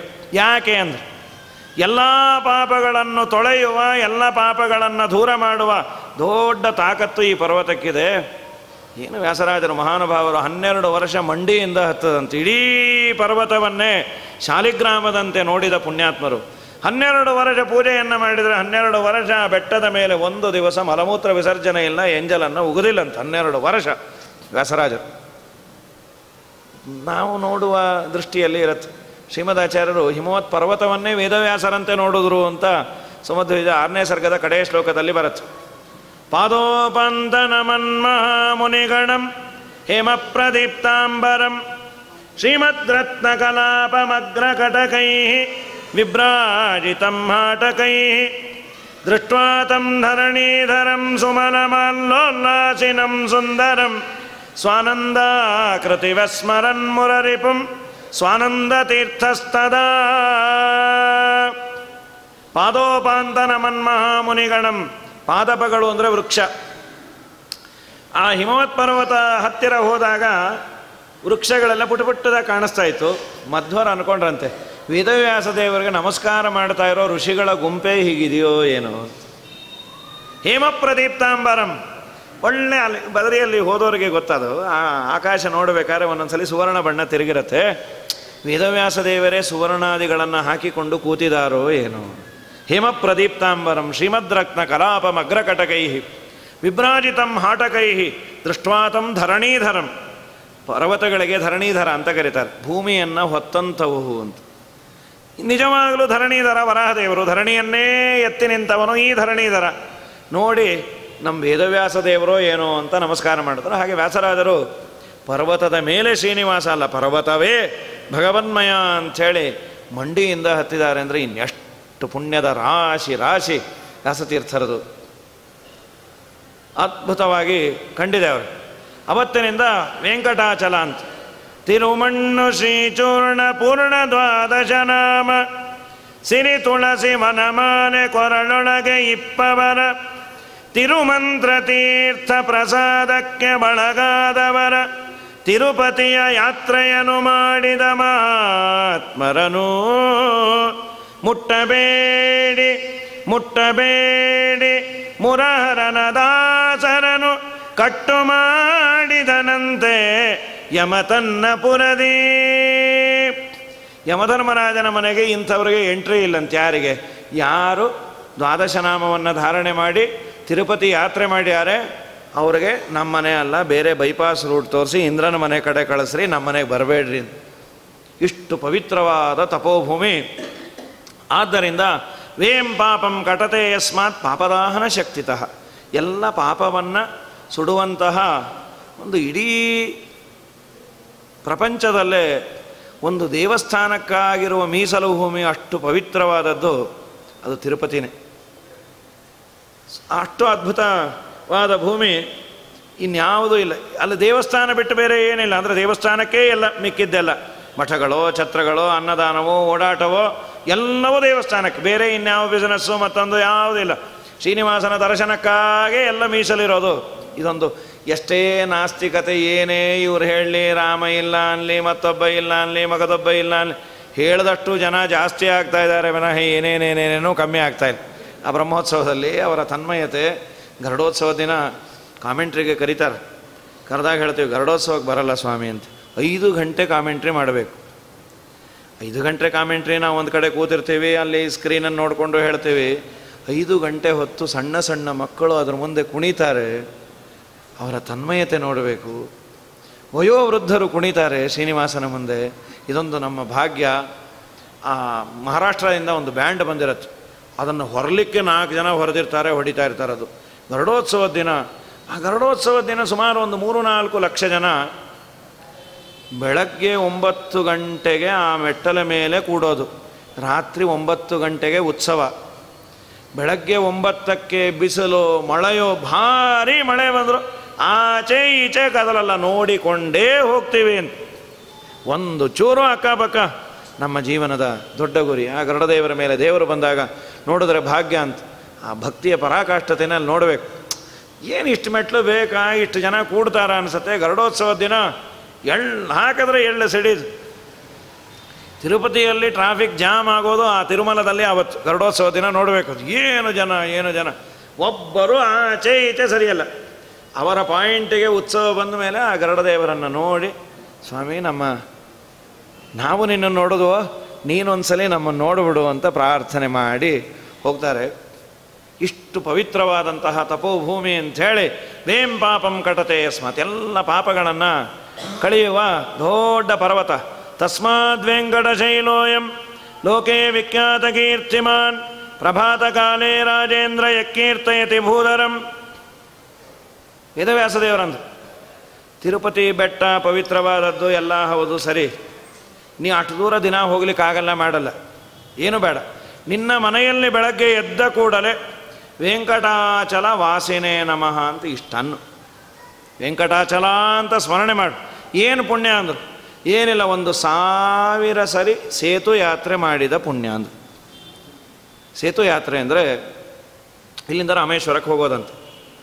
ರಾಮೇಶ್ವರದಲ್ಲಿ ಅಲ್ಲಿ ರುದ್ರದೇವರ ದರ್ಶನ ಮಾಡಿ ಅಲ್ಲಿ ಒಂದಿಷ್ಟು ಸಮುದ್ರದ ಮರಳನ್ನು ತಗೊಂಡು ಸೀದಾ ಕಾಶಿಗೆ ಹೋಗೋದು.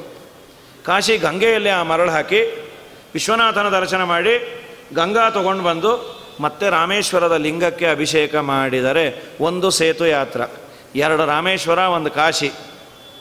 ಈ ಥರ 1000 ಮಾಡಿದರೆ ಏನು ಪುಣ್ಯವೋ ಅಷ್ಟು ಪುಣ್ಯ ವೆಂಕಟಾಚಲ ವಾಸಿನೇ ನಮಃ ಅಂತಂದು. ಪ್ರಭಾತ ಕಾಲೇ ರಾಜೇಂದ್ರ ಯಕೀರ್ತಯತಿ ಭೂಧರಂ ತಸ್ಯ ಪುಣ್ಯಫಲಂ ಭಕ್ಷೆ ಶೃಣು ರಾಜನ್ಯತಾ ಸ್ಥಿತಂ ಫಲಂ ಭವೇ ಧ್ರುವಂ ಗಂಗಾ ಸೇತುಯಾತ್ರಾ ಸಹಸ್ರಜಮ್ಮೆ. ಇತಿಹಾಸಮಿಮಂ ಪ್ರೋಕ್ತಂ. ಇದು ನಾನು ಸುಮ್ಮನೆ ಹೇಳ್ತೇನೆ ಅನ್ಕೋಬೇಡ, ಗೌತಮರು ನನಗೆ ಹೇಳಿದರು. ನಮ್ಮಪ್ಪ ಜನಕವಾಚ, ಸ್ವಾಮಿ ನೀವು ಹೇಳೋ ಮಧ್ಯದಲ್ಲಿ ಒಂದು ಅಂದ್ರಿ. ಶೇಷದೇವರಿಗೂ ವಾಯುದೇವರಿಗೂ ಸಂವಾದ ಆಯಿತು. ಶೇಷದೇವರು ಅಹಂಕಾರ ಎಲ್ಲ ಹೋದ ಮೇಲೆ ನಾನೇ ಪರ್ವತದ ರೂಪದಲ್ಲಿ ಇರ್ತೀನಿ ಅಂದರು. ಇರುವಂಥ ವಾಯುದೇವರಂದ್ರೆ, ಆದರೆ ಶೇಷದೇವರಂದ್ರಂತೆ, ಸ್ವಾಮಿ ನನಗೆ ಒಂದೇ ಒಂದು ಕೊರತೆ ಇದೆ. ಏನದು? ನಿಮ್ಮಪ್ಪ ನನ್ನ ಮೇಲೆ ಕೂತ್ಕೋಬೇಕು. ನನಗೆ ದೇವರನ್ನು ಬಿಟ್ಟೆ ಅಭ್ಯಾಸ ಇಲ್ಲ. ಬರೀ ಹಾವಿಗೆ ಬೆಲೆ ಇಲ್ಲ. ಅದೇ ಶೇಷ ಪರಮಾತ್ಮನಿಂದ ಅಲಂಕೃತವಾದರೆ ಶೇಷನಿಗೆ ವಿಶೇಷತೆ ಬರುತ್ತೆ. ಹಾಗಾಗಿ ದೇವರು ಇಲ್ಲಿ ಬಂದು ನೆಲೆಸೋ ಥರ ನೀವು ಪ್ರಾರ್ಥನೆ ಮಾಡಿರಿ. ಹಾಗೆ ಆಗಿ ನಾ ದೇವ್ರಿಗೆ ಹೇಳ್ತೇನೆ, ಸ್ವಾಮಿ ನೀ ಅಲ್ಲಿ ಹೋಗು ಅಂಥೇಳಿ. ದೇವರು ಬರ್ತಾನೆ ಅಂದಿದ್ರಿ, ಯಾಕೆ ಬಂದ? ವೈಕುಂಠವನ್ನು ಬಿಟ್ಟು ಯಾಕೆ ಬಂದ ಅವನು? ಕಥಂ ನಾರಾಯಣ ಪ್ರಾಪ್ತ ಕಸ್ಮಾದ್ವಾ ಕಾರಣಾನ್ಮನೆ ತತ್ರಾಗತ್ಯ ಕೃತಂ ಕರ್ಮ ತನ್ಮಮಾಚಕ್ವಭೂಷಣ. ಅದನ್ನು ಹೇಳಿ. ದೇವರು ಬಂದದ್ದು ಯಾಕೆ? ತುಂಬ ಪವಿತ್ರವಾದ ತಪೋಭೂಮಿ ಅದು, ಸ್ವಯಂ ಪವಿತ್ರವಾದ ಭೂಮಿ. ಶ್ರೀನಿವಾಸ ಬಂದು ಇನ್ನೂ ಮೆರಗು ಕೊಟ್ಟ, ತುಂಬ ಅದ್ಭುತವಾದ ತಪೋಭೂಮಿ ಅದು. ತತ್ರಾಗತ್ಯ ಕೃತಂ ಕರ್ಮ ತನ್ಮಮಾಚಕ್ವಭೂಷಣ. ಅಲ್ಲಿ ಏನು ಮಾಡ್ದ ಏನು ಎತ್ತ ಹೇಳ್ರಿ. ಕಥಂ ವೈಕುಂಠ ಲೋಕಂತೂ ತ್ಯಕ್ತವಾನ್ ಪುರುಷೋತ್ತಮ ಚರಿತಂ ತಸ್ಯ ಮಾಹಾತ್ಮ್ಯಂ ತೀರ್ಥಾನಾಂ ಪರ್ವತಸ್ಯ ಚ. ವರಾಹರೂಪಿಯ ಭಗವಂತನ ಕಥೆ ಎಲ್ಲ ಹೇಳ್ರಿ. ಒಳ್ಳೆ ಪ್ರಶ್ನೆ ಮಾಡಿದ್ರು. ಪುರಾತು ಋಷಯಸ್ಸರ್ವೇ, ದೇವರು ಬರಲಿ ಕಾರಣ ಏನು ಅಂತ. ವೈಕುಂಠಪತಿತಾನು ವೈಕುಂಠವನೆ ಬಿಟ್ಟು ವೆಂಕಟಾದ್ರಿಗೆ ಹೋಗಿ ಶ್ರೀಕಾಂತ ನಿಂತ. ಅವನು ವೆಂಕಟಾದ್ರಿಗೆ ಬಂದು ನಿಲ್ಲಿ ಕಾರಣ ಏನು? ಸಾಮಾನ್ಯ ಎಲ್ಲ ವೈಕುಂಠಕ್ಕೆ ಹೋಗಬೇಕು ಅನ್ಕೋತಾರೆ, ದೇವರೇ ಇಲ್ಲಿ ಬಂದುಬಿಟ್ಟ ಅಂದರೆ ಗತಿ ಏನು? ತುಂಬ ಜನ ಜಾಸ್ತಿ ಆದರೆ ಮನೆಯಲ್ಲಿ ಮನೆ ಯಜಮಾನವೇ ಎಲ್ಲ ಹೊಟ್ಟೋಗ್ತಾನೆ. ಅವರೆಲ್ಲ ಹೋದ್ರು ಎಲ್ಲೋ ಏನು ಸತ್ಕೊಳ್ರಿ ಅಂಥೇಳಿ ನಮಗೆ ನೆಮ್ಮದಿ ಇಲ್ಲ ಅಂತ. ಹಾಗೆ ಒಂದು ರಸ್ತೆಯಲ್ಲಿ ತುಂಬ ತೊಂದರೆ ಕೊಡೋರು ಒಬ್ಬರಿದ್ದು, ಒಂದು 10 ಜನ. ಒಂದು ಮುದುಕಿ ಬೇಡ್ಕೊಂಡ್ಲು, ಸ್ವಾಮಿ ನನ್ನ ದಯಮಾಡಿ ಕರ್ಕೊಂಡು ಹೋಗೋ, ಸಾಕಾಗೋಗಿದೆ ಇವರು ಕಾಟದಿಂದ. ಒಂದಿನ ದೇವರು ಬಂದಂತ, ಏನಮ್ಮ ಬರ್ತೀಯಾ? ಅವರೆಲ್ಲ ಎಲ್ಲಿ? ಅವರನ್ನೇ ಮೊದಲು ಏರೋಪ್ಲೇನಲ್ಲಿ ಹಚ್ಚೇನು ಅವರು ಬರ್ತೀವಿ ಅಂದರು. ಹಾಗಾದ್ರೆ ಅವ್ರು ಹೊಟ್ಟೋಗ್ಲಿ ಅಂದಂತ. ಅಲ್ಲ ನೀನು, ಅವ್ರು ಹೋದ ಮೇಲೆ ಈ ರೋಡೇ ಸ್ವರ್ಗ ಇದ್ದಾಗಿರುತ್ತೆ, ಅವ್ರು ಹೊಟ್ಟೋದ ಮೇಲೆ ನಾ ಇಲ್ಲೇ ಇರ್ತೀನಿ ಅಂಥೇಳಿ. ಹಾಗಾಗಿ ಮರುತ್ಪ್ರಾಹ ಹೇ ರಾಜಾನಂ. ವೈಕುಂಠ ಬಿಟ್ಟು ಯಾಕೆ ಬಂದ ದೇವರು? ನಮ್ಮೆಲ್ಲರ ಭಾಗ್ಯ. ಸ್ವಯಂ ಶ್ರೀನಿವಾಸ ನಿಂತಿರೋದು, ಅದು ಯಾರೂ ನಿರ್ಮಾಣ ಮಾಡಿದ್ದಲ್ಲ, ಸಾಕ್ಷಾತ್ ಪರಮಾತ್ಮ ಬಂದು ನಿಂತಿರುವಂತಹ ಅನ್ನೋದಕ್ಕೆ ಅಷ್ಟು. ಎಷ್ಟೇ ವರ್ಷ ಆದರೂ ದಿನದಿಂದ ದಿನಕ್ಕೆ ರಶ್ ಜಾಸ್ತಿ. ಇದು ನಾವು ದಾಸರ ಕಾಲದಿಂದ ಇದೇ ಕೇಳ್ತೀವಿ. ಅವರು ಬೆನ್ನ ಮೇಲೆ ಹೊಡೆಸಿದ್ದ ಅಂತ, ಕೃಷ್ಣ ದಿನದಿಂದ ವಿಜಯದಾಸರು ಹೊಡೆಸಿದ್ದು. ಈ ಪುರಂದರದಾಸರಿಗೆ ದೇವರೆಲ್ಲ ಆಟ ಆಡಿಸಿದ್ದು 108. ಅವತ್ತಿನಿಂದ ಇದೇ ರಶ್ ಅಂತ. ಈಗಂತೂ ತುಂಬ ಜಾಸ್ತಿನೇ ಆಗಿಬಿಟ್ಟಿದೆ. ಸ್ವಯಂ ದಿನದಿಂದ ದಿನಕ್ಕೆ ಶ್ರೀನಿವಾಸನ್. ಕಥಂ ನಾರಾಯಣ ಪ್ರಾಪ್ತ. ಎಲ್ಲ ಋಷಿಗಳು ಒಂದು ಯಜ್ಞವನ್ನು ಮಾಡೋದು. ಗಂಗಾ ತೀರ ಪವಿತ್ರವಾದ ಸ್ಥಳ ಅದು. ಪ್ರಯಾಗ ಬ್ರಹ್ಮದೇವರು ಯಾಗ ಮಾಡಿದ ಸ್ಥಳ ಅಂತ, ಪ್ರಕೃಷ್ಟವಾದ ಯಾಗ ಅದು, ತುಂಬ ಪವಿತ್ರವಾದ ಸ್ಥಳ ಅದು. ದಿನ ಪ್ರಯಾಗ ಅಂದರೆ ಪುಣ್ಯ ಇದೆ. ಯಜ್ಞವನ್ನು ಮಾಡ್ತಾಯಿದ್ರು. ನಾರದರು ಬಂದರು. ಅಲ್ಲರೋ ಈ ಯಜ್ಞ ಮಾಡ್ತಾ ಇರಲ್ಲ, ಪುಣ್ಯ ಬರುತ್ತೆ, ಯಾರಿಗೆ ಅರ್ಪಣೆ ಮಾಡ್ತೀರಿ? ಈ ಪುಣ್ಯ ಪಾಪ ಇದೆಲ್ಲ ಕಣ್ಣು ಕಾಣದೇ ಇರೋದು. ಅದು ನಮಗೆ ಬೇಕಾದಾಗ ರಿಟ್ರೈವ್ ಆಗಬೇಕು ಅಂದರೆ ಒಬ್ಬ ಒಳ್ಳೆ ವ್ಯಕ್ತಿಗೆ ಕೊಡಬೇಕು. ಯಾರಿಗೋ ಕೊಟ್ಬಿಟ್ಟು ಅವನು ಮರೆತು ಬಿಟ್ಟು ಇನ್ಯಾರಿಗೋ ಕೊಡೋದು, ಅಥವಾ ಅವನೇ ತೊಗೊಂಡು ಹೊಟ್ಟೋದ್ರೆ ಏನು ಸಾಯೋದು? ಹಾಗಾಗಿ ಅವನು ಯಾವಾಗಲೂ ಇರಬೇಕು, ಅವನು ನಮ್ಮದು ನೆನಪಿಟ್ಕೋಬೇಕು. ಅಂಥ ವ್ಯಕ್ತಿ ಅಂದರು ಮುಖ್ಯ ಪ್ರಾಣದೇವರು. ತಸ್ಮಿನ್ನಪೋ ಮಾತರಿಶ್ವಾ ದದಾತಿ. ನೀನು ಮುಖ್ಯ ಪ್ರಾಣನಿಗೆ ಕೊಡು, ಮುಖ್ಯ ಪ್ರಾಣದೇವರು ದೇವರಿಗೆ ಅರ್ಪಣೆ ಮಾಡ್ತಾರೆ. ಅದರಿಂದ ಏನು ನಿನಗೆ ದೇವರು ಪುಣ್ಯ ಕೊಡ್ತಾನೋ ಅದನ್ನು ನಿನಗೆ ಕೊಡ್ತಾರೆ. ಅಂಥ ಋಷಿಮುನಿಗಳೆಲ್ಲ ಸೇವಾ ಮಾಡಬೇಕಾದ್ರೆ ನಾರದರು ಬಂದು ಯಾರಿಗೆ ಅರ್ಪಣೆ ಮಾಡ್ತೀರಿ? ಸರ್ವೋತ್ತಮಂಗೆ ಅಂದರು. ಅದು ಯಾರು ಅಂದರು? ವಿಷ್ಣುನೋ ಬ್ರಹ್ಮನೋ ರುದ್ರನೋ ಗೊತ್ತಿತ್ತು. ಆದರೂ ವಿಷ್ಣು ಸರ್ವೋತ್ತಮ ಅಂತ ಅಲ್ಲಲ್ಲಿ ಸಾಧನೆ ಮಾಡಿದ್ರೆ ದೇವರಿಗೆ ತುಂಬ ಸಂತೋಷ ಅಂತದ್ದು. ದೇವರಿಗೆ ಬಹಳ ದೊಡ್ಡ ಒಂದು ಸೇವೆ ಅಂದರೆ ಅವನ ಸರ್ವೋತ್ತಮತ್ವವನ್ನು ಆಗಾಗ ಸರಿಯಾದ ರೀತಿಯಲ್ಲಿ ಯುಕ್ತಿಯುಕ್ತವಾಗಿ ಉಕ್ತಮುಕ್ತಮಭಿಧೇಯಮುತ್ತಮಂ ವೇದವಾಕ್ಯಮನುವಾದಯನ್ಮುಹು ವ್ಯಂಜಯ ಸ್ಮೃತಿ ವಚೋಭಿರಂಜಸ ತಸ್ಯ ಚಾರ್ಥಮತ ಯುಕ್ತ ಯುಕ್ತಿಮತೆ. ಉಕ್ತಮುಕ್ತಮ ಅಭಿಧೇಯಮುತ್ತಮಂ, ಮೇಲಿಂದ ಮೇಲೆ ಅದನ್ನು ಹೇಳಿದರೆ ಯುಕ್ತಿಯುಕ್ತವಾಗಿ ದೇವರಿಗೆ ತುಂಬ ಆನಂದ ಆಗುವ ಒಂದು ವಿವಿಕ್ತ ದೃಷ್ಟಿಸ್ತದು ತಾರ್ಹಣಮ್ಮೆ. ಜೀವಬ್ರಹ್ಮರ ಭೇದವನ್ನು ಸರಿಯಾಗಿ ಉಪಪಾದನೆ ಮಾಡಿದ್ರೆ ಅದೊಂದು ದೇವರ ದೊಡ್ಡ ಪೂಜೆ ಅಂತದ್ದು. ಹಾಗಾಗಿ ಅದಕ್ಕೊಂದು ಕಥೆಯನ್ನು ಹೆಣಿತಾರೆ. ಗೊತ್ತಿತ್ತು ಇವರಿಗೆಲ್ಲ, ಆದರೂ ಒಮ್ಮೆ ತೀರ್ಮಾನ ಮಾಡುವ ಅಂತ. ಸಾಮಾನ್ಯ ಮಾಡೋದು ಮಾಡ್ತಾ ಇರ್ತೀವಿ, ಯಾರಾದರೂ ಕೇಳಿದ್ರೆ ಡೌಟ್ ಬಂದುಬಿಡುತ್ತೆ. ಏಕಾದಶಿ ಮಾಡ್ತಾಯಿದ್ದ? ಯಾರೋ ಕೇಳಿ, ಏನು ಇವತ್ತೇನೋ ಏಕಾದಶಿ ಅಂತ. ಅಯ್ಯೋ ಯಾಕ್ರಿ? ಅಲ್ಲ ಕೇಳಿದೆ. ಅಲ್ಲ ಯಾಕಲ್ವಾ? ನಂಗೆ ಗೊತ್ತಿಲ್ಲ, ನಾನೇನು ಮಾಡಲ್ಲಲ್ಲ, ಅದಕ್ಕೆ ಸುಮ್ಮನೆ ಕೇಳಿದೆ ಅಂದ. ಇಷ್ಟು ಎದೆ ಒಡಿಸಿ ಆಮೇಲೆ ಇದು ಪಂಚಾಂಗ ಎಲ್ಲ ತೆಗೆದು ಇವತ್ತೇ ಸ್ವಾಮಿಗಳಿಗೆ ಫೋನ್ ಮಾಡಿದ್ದೆ, ಅವರು ಇವತ್ತೇ ಮಾಡ್ತೀಯಾರಂತೆ. ಇವತ್ತೇ ರೀ ಸುಮ್ಮನೆ ಅಂದೆ, ನೀವೇನೋ ಸಾಯ್ಬೇಡ್ರಿ ಅಂಥೇಳಿ. ಮಾಡೋದನ್ನೇ ಒಮ್ಮೆ ಕೇಳಿಬಿಟ್ರೆ ತಕ್ಷಣ ಸ್ವಲ್ಪ ಭಯ ಆಗತ್ತೆ. ಇಲ್ಲ ಅಂಗಡಿ 2x2 ಅಂತ ಅಂದಿರ್ತ, ಏನು 2x2 4? ಅಯ್ಯೋ ತಡಿಯಪ್ಪ ನೋಡಿಬಿಡ್ತೀನಿ 2x4. ಮನುಷ್ಯನಿಗೆ ಗೊತ್ತಿದ್ದನ್ನೇ ಒತ್ತಿ ಕೇಳಿದಾಗ ಸ್ವಲ್ಪ ಡೌಟ್ ಬರುತ್ತದೆ. ಕೇಳಿದ್ರೆ ಯಾರಿಗೆ ಅರ್ಪಣೆ ಮಾಡ್ತೀರಿ? ಸರ್ವೋತ್ತಮ ಯಾರಿಗೋ ಅವ್ರು. ಯಾರು ಸರ್ವೋತ್ತಮ? ಸರಿ, ತೀರ್ಮಾನ ಮಾಡಿಬಿಡು. ಬ್ರಹ್ಮನೋ, ರುದ್ರನೋ, ವಿಷ್ಣುವೋ? ಇವರನ್ನು ಕೊಟ್ಟು ಕಳಿಸಿದ್ರು ಭೃಗು ಋಷಿಗಳು. ಅವರು ಸ್ವಲ್ಪ ಸ್ಪೀಡ್ ಅಂತೆ. ಅವರು ಭೃಗು ಅಂತಂದರೆ ಭೃಶಂ ಶೀಘ್ರಂ ಸಮುದ್ದಿಷ್ಟಂ. ಭೃಷ ಅಂದರೆ ಶೀಘ್ರ ಅಂತ. ಗತಿರ್ಗಮನ ಮುಚ್ಚತೆ ಕಾಮಾರ್ಥಂ ತನಯಾಯಾತಿ ಅಥೋ ಭೃಗುರತೀರಿತಃ. ಸ್ಪೀಡಾಗಿ ಹೋಗೋದ್ರಿಂದ ಭೃಗು ಅಂತ ಭೃಗು ಋಷಿಗಳಿಗಂದ್ರು. ಯಾಕಂದರೆ ಕಳಿಸ್ದವನು ತುಂಬ ನಿಧಾನ ಆದರೆ ಏನು ಸಾಯಬೇಕು. ಕೆಲವರು ಅಂಗಡಿ ಕಳಿಸಿದ್ರು ಒಗ್ಗರಣೆಗಿಟ್ಟು ಕೊತ್ತಂಬರಿ ತೊಂಬ ಅಂತ ತರಿಸಿದ, ಅವನು ಹೊಟ್ಟೋಗ್ತಾನೆ. ತೋಟದಲ್ಲಿ ಕೊತ್ತಂಬರಿ ಬೀಜ ಹಾಕಿ ಬೆಳೆದ್ರು ಈ ಮನುಷ್ಯ ಬಂದಿರಲ್ಲ, ಅಷ್ಟು ನಿಧಾನ. ಆ ಥರ ಆಗಬಾರ್ದು. ಕೆಲವು ಅರ್ಜೆಂಟ್ ಇರತ್ತದು, ನೀವೇ ಹೋಗ್ಬನ್ರಿ. ಆದಮೇಲೆ ಅವರು ಸೀದಾ ಸತ್ಯಲೋಕಕ್ಕೆ ಬಂದರು. ಬ್ರಹ್ಮದೇವರ ಮನೆಗೆ ಬಂದ್ಯಾರು. ಬ್ರಹ್ಮದೇವರು ಸುಮ್ಮನಿದ್ಬಿಟ್ರು. ನಾನೇನಾದರೂ ಈ ಬ್ರಾಹ್ಮಣನಿಗೆ ಆಧಾರ ಮಾಡಿ ಒಂದು ತಾಂಬೂಲ ಕೊಟ್ಟರೆ ನನ್ನೇ ಸರ್ವೋತ್ತಮ ಅಂತ. ಸರ್ವಥ ಅಲ್ಲ ಅದು. ಬ್ರಹ್ಮದೇವ್ರಿಗೆ ಹಾಗೆಲ್ಲ ಅನ್ನಿಸ್ಕೊಳ್ಳಿಕ್ಕೆ ಇಷ್ಟ ಇಲ್ಲ. ಇದು ನಮಗೊಂದು ಆಪರ್ಚುನಿಟಿ. ಯಾರಾದರೂ ಅಂದರೆ ನಾವು ಅದನ್ನು ಮತ್ತೆಗೆ ಅಲ್ಲೊಂದು ಕಡೆ ಹಾಗೆ ಆಯ್ತು. ತಿರುಪತಿ ಸಭೆಯಲ್ಲಿ ಯಾವುದೋ ಒಬ್ಬ XYZ ಅವರ ಊರ ಹೆಸರು ಹೇಳಿದ್ರು, ಕಡಪ ರಾಮಾಚಾರ್ ಅಂತ. ಅವರಂದದ್ದು ಈ ಕಡಪ ರಾಘವೇಂದ್ರಾಚಾರ್ ಅಂತ ಮಂತ್ರಾಲಯದ ಒಬ್ಬ ವಿದ್ವಾಂಸರಿದ್ದಾರೆ. ಅವ್ರ ಹೆಸರನ್ನು ಕರೆದರು. ಒಬ್ಬ ರಾಘವೇಂದ್ರಾಚಾರ್ ಅಂತ ಕಡಪದಲ್ಲಿದ್ದಾರೆ. ಕಡಪ ರಾಘವೇಂದ್ರಾಚಾರ್ ಸೀದಾ ಬಂದರು, ಇಸ್ಕೊಂಡು ಹೊಟ್ಟೋದ್ರು ಸಂಭಾವನೆ. 10 ನಿಮಿಷ ಆದಮೇಲೆ ಇವ್ರು ನಿಜವಾದ ರಾಘವೇಂದ್ರಾಚಾರ್ ಬಂದರು. ಎಲ್ಲಿ ಸಂಭಾವನೆ? ಅವ್ರು ಯಾರು ತೊಗೊಂಡು ಹೋದ್ರಲ್ಲ ಕಡಪ ರಾಘವೇಂದ್ರಾಚಾರ್ ಅಂತ. ನಮ್ಮ ಹೆಸರು ಅದು, ನಮ್ಮನ್ನು ಕೂಗಿದ್ರಿ ಅಂದ್ಕೊಂಡ್ವಿ, ನಾವು ತೊಗೊಂಡು ಹೊಟ್ಟೋದ್ವಿ ಅಂಥೇಳಿ. ಊರಿನ ಹೆಸರು ಪಕ್ಕದಲ್ಲಿ ಕರೆದದ್ದರಿಂದ ನಾವು ಹೋದ್ವಿ. ಅಂದರೆ ನಮ್ಮನ್ನು ಯಾರೋ ಅಂತ ತಿಳಿದು ನಮಗೆ ಪೂಜಾದಿಗಳನ್ನು ಮಾಡಿದರೆ ಗೊತ್ತಿಲ್ಲದೆ ಅವರು ಮಾಡಿದ್ದಾರೆ ಅನ್ನೋದು ನಮಗೆ ಗೊತ್ತಿದ್ದರೂ ಮೆತ್ತಗೆ ತೊಗೊಂಡ್ಬಿಡ್ತೀವಿ. ಅಲ್ಲ, ಅದು ನೀವು ಮಾಡ್ತಾ ಇರಲ್ಲ, ಅದೇ ನೀವು ಸಿಕ್ಕಿದ್ದು ನಮ್ಮ ಭಾಗ್ಯ ಅದು ಅಂದ್ಕೊಳ್ರಿ ಅಂದ್ಬಿಟ್ಟು ತೊಗೊಂಡು ಹೊಟ್ಟೋಗ್ತೀವಿ ಮೆತ್ತಗೆ. ಅದು ಅನ್ಯಥೋಪಾಸನೆ, ಯಾರೋ ಅಂತ ಮಾಡಬಾರ್ದು. ಅದರಲ್ಲೂ ದೇವತೆಗಳ ಕ್ಯಾಡರಲ್ಲಿ ಅದು ಇಷ್ಟವೇ ಆಗೋದಿಲ್ಲ. ಬ್ರಹ್ಮದೇವರಂದರು, ನಾನು ಸರ್ವೋತ್ತಮ ಅಲ್ಲ ಅಂತಾನೆ ಗೊತ್ತಾಗಲಿ ಇವನಿಗೆ, ನಾ ಮಾತೇ ಆಡಿಸಲ್ಲ ಅಂತ. ಅವ್ರಿಗೆ ಬೇಜಾರಾಯ್ತು. ಏನು ಬ್ರಹ್ಮದೇವರು, ಬಂದವರು ಯಾರು ಹೋದವ್ರು ಯಾರು ಗೊತ್ತಾಗಲ್ಲ.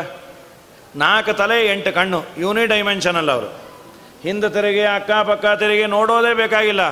ಎಲ್ಲ ಕಡೆ ಕಣ್ಣಿದೆ ಅಂತಲ್ಲ, ಆಲೋಚನೆ ಸರ್ವ ವಿಷಯ ಜ್ಞಾನಂ ರುಜಿಯೋಗಿ ಜ್ಞಾನಂ ಅಂತ ಎಲ್ಲ ಜ್ಞಾನವೂ ಇದೆ ಅವರಿಗೆ. ಏನೋ ಸರಿ ಇಲ್ಲ ಅಂಥೇಳಿ ಬಂದ್ಬಿಟ್ರು. ಸೀದಾ ಕೈಲಾಸಕ್ಕೆ ಬಂದಾಗ ಕ್ರೀಡಂತಂ ಕಾಮುಕಂ ಪಾರ್ವತಿ ಸಾರ್ಧಂ ಕ್ರೀಡಂತಂ ನಿಜ ಮಂದಿರೆ. ಕೈಲಾಸಗಿರಿಯಲ್ಲಿ ಪಾರ್ವತಿ ಜೊತೆಯಲ್ಲಿ ಏನೋ ಕ್ರೀಡೆಯನ್ನು ಮಾಡ್ತಾ ಇದ್ರು. ಆಗ ಇವರು ಬಂದ್ರಂತ. ಅದು ರುದ್ರದೇವರು ಗೊತ್ತಾಗಿಲ್ಲ ಅಂದರು. ರುದ್ರದೇವರು ಗೊತ್ತಾಗಿಲ್ಲ ಅಂದರೆ ಏನದು? ಮನೋಭಿಮಾನಿ ರುದ್ರದೇವರು ಗೊತ್ತಾಗಿಲ್ಲ ಅಂದರೆ ಇನ್ಯಾರಿಗೂ ಏನೂ ಗೊತ್ತೇ ಆಗೋದಿಲ್ಲ. ಅದು ಭವಮೋಚಕ ಭಾಗವತ ಶಾಸ್ತ್ರವ ಅವನೀಶಗೆ ಪೇಳದವನೀ ನಲ್ಲಬೆ ಶಿವನೇ ನಾ ನಿನ್ನ ಸೇವಕನಯ್ಯ ಕರುಣದಿ ಪಿಡಿ ಕೈಯ ಸಿರಿಧರ ನಾಮಯ್ಯ ಶಿವನೇ ನಾ ನಿನ್ನ ಸೇವಕನಯ್ಯ ಮೃತ್ಯುಂಜಯ ಮುಪ್ಪರ ಹರ ಮಹದೇವ ದೇವರ್ಕಳ ಕಾವ ಕ್ಷಿತ್ಯಾದ್ರಿಜತಿ ಚಿದತತಿ ವನದಾವ ದುರಿತಾಂಬುದಿನಾವ ಕೃತ್ಯವಾಸಯನ್ನತ್ತ ಪರಾಧಗಳೆತ್ತೆಣಿಸದೆ ಕೃತ ಕೃತ್ಯನ ಮಾಡೈ ಶಿವನೇ ನಾ ನಿನ್ನ ಸೇವಕನಯ್ಯ. ರುದ್ರದೇವರ ಉಪಕಾರ ತುಂಬ ದೊಡ್ಡದು. ಮನೋಭಿಮಾನಿಗಳು ಮನಸ್ಸು ನೆಟ್ಟಗಿದ್ರೆ ಇನ್ನೆಲ್ಲ ಇಂದ್ರಿಯಗಳು ನೆಟ್ಟಗಿರುತ್ತೆ. ತುಂಬ ದೊಡ್ಡ ಉಪಕಾರ ಮನೋಭಿಮಾನಿಗಳು. ಅವ್ರಿಗೆ ಗೊತ್ತಿಲ್ಲ ಅನ್ನೋ ಮಾತೇ ಇಲ್ಲ. ಒಂದು ವೇಳೆ ರುದ್ರದೇವರು ಸುಮ್ಮನೆ ಕೂತಾರೆ, ಬ್ರಹ್ಮ ರುದ್ರ ಒಂದೇ ಅಂತಾಗಿಬಿಡತ್ತೆ. ಅದಾಗಬಾರ್ದು. ನಾನು ಬ್ರಹ್ಮನಕ್ಕಿನ್ನ ಕಡಿಮೆ, ಅದಕ್ಕೆ ನಾನು ಇವನಿಗೆ ಏನಾದರೂ ಮಾಡುವ ಅಂತ ತ್ರಿಶೂಲ ಹಿಡ್ಕೊಂಬಂದ್ಬಿಟ್ರು. ಭೃಗು ಋಷಿಗಳಂದರು, ಅಲ್ಲೂ ಮನೆಗೆ ಯಾರಾದರೂ ಬಂದರೆ ಪಾದಪೂಜೆ ಮಾಡಿ ಒಳಗೆ ಕೂಡಿಸ್ತಾರೆ. ಇದೇನು ವೆಲ್ಕಮ್ಮು, ತ್ರಿಶೂಲ ಹಿಡ್ಕೊಂಡು ಗನ್ ಹಿಡ್ಕೊಂಡು ಬಂದರೆ ಗತಿ ಏನದ? ಕಾಮುಕನಾಗಿದ್ದಾಗ ಇಷ್ಟು ಮಾಡ್ತೀಯ, ನಿನ್ನ ಲಿಂಗಕ್ಕೆ ಪೂಜೆ ಆಗಲಿ ಅಂತ. ದೇವರ ಸಂಕಲ್ಪ ರುದ್ರದೇವರ ಲಿಂಗಕ್ಕೆ ಪೂಜೆ ಆಗಲಿ ಅಂತ ಇರುತ್ತೆ. ಅದು ಒಂದು ಶಾಪದ ನಿಮಿತ್ತ ವ್ಯಕ್ತ ಆಗತ್ತಷ್ಟೆ. ನೀನು ಸರ್ವೋತ್ತಮ ಅಲ್ಲ ಅಂತ ಸದ್ಯ ಹೋಗ್ರಿ ಎಂದು ಸೀದಾ ವೈಕುಂಠಕ್ಕೆ ಬಂದ್ಯಾರು. ಅಲ್ಲಿ ದೇವರಿಗೆ ಏನಾದರೂ ಮಾಡಬೇಕು. ಅವರು ದೇವರ ಕಾರುಣ್ಯವನ್ನು ಟೆಸ್ಟ್ ಮಾಡಬೇಕಾಗಿತ್ತು. ಕರುಣೆ ಯಾರಿಗಿದೆ? ಯಾಕೆಂದರೆ ಏನು ದೇವರು ಒದ್ರು, ದೇವರು ಅವ್ರ ಪಾದ ತೊಳೆದ. ಆದ್ದರಿಂದ ವಿಜಯಧ್ವಜ ಭಟ್ಟಾರಕರು ದಶಮಸ್ಕಂದದಲ್ಲಿ ಈ ಕಥೆ ಬಂದಿದೆ. ಭೃಗು ಋಷಿಗಳು ವೈಕುಂಠಕ್ಕೆ ಬಂದಿದ್ದು. ಅಲ್ಲಿ ಮೊದಲೇ ಅವತಾರಿಕೆಯಲ್ಲಿ ಕೊಡ್ತಾರೆ, ಸರ್ವೋತ್ತಮ ಅಂತ ದೇವರನ್ನು ಕರೀಲಿಕ್ಕೆ ಪ್ರಧಾನವಾದ ಗುಣಗಳನ್ನು ಭಕ್ತರು ಬಯಸೋದು ಯಾವುದು ಅಂದರೆ ಕರುಣೆ ಅಂತ. ದೇವರಿಂದ ಕರುಣೆ, ದೊಡ್ಡವರಿಂದ ನಾವು ಬಯಸೋದೇ ಕರುಣೆ ರೀ. ನಾವು ಮಾಡಿದ ಪ್ರತಿಯೊಂದು ತಪ್ಪಿಗೂ ಏನಾದರೂ ಶಿಕ್ಷೆಯನ್ನು ಕೊಟ್ಟರೆ ಉಳಿಯೋದು ಹೇಗೆ? ತಾಯಿ ಮಗು ಹಠ ಮಾಡಿದಾಗ ಅಥವಾ ಸಣ್ಣ ಮಗು ಇದ್ದಾಗ ತುಂಬ ಹೊಟ್ಟೆ ಬರೆಸತ್ತೆ, ಸಾಕಾಗಿ ಹೋಗಿದ್ದಾರೆ ಅಂತ ಕುತ್ತಿಗೆ ಹಿಚಕ್ಕೆ ಬಿಟ್ರೆ ಉಳಿಯೋದು ಹೇಗೆ? ಅದು ಮಾಡೋದಿಲ್ಲ. ನನ್ನ ಮಗು ಅಂಥೇಳಿ ಪಾಪ ಅದನ್ನು ಮುದ್ದಾಡಿ ತನಗೆ ಕಷ್ಟವೋ ನಷ್ಟವೋ ಆ ಮಗುವನ್ನು ಚೆನ್ನಾಗಿ ನೋಡ್ಕೋತಾಳೆ. ಅದರಂತೆ ನಮ್ಮ ದೇವರು, ಈ ತಾಯಿಗೆ ಸೆಂಟಿಮೆಂಟ್ ಇದೆ, ಯಾವ ಸೆಂಟಿಮೆಂಟ್ ಇಲ್ಲದೆ ಇದ್ರು ದೇವರು ನನ್ನವನು ಇವನು ಅಂಥೇಳಿ ಕರುಣೆಯಿಂದ ನಮ್ಮನ್ನು ರಕ್ಷಣೆ ಮಾಡ್ತಾನೆ.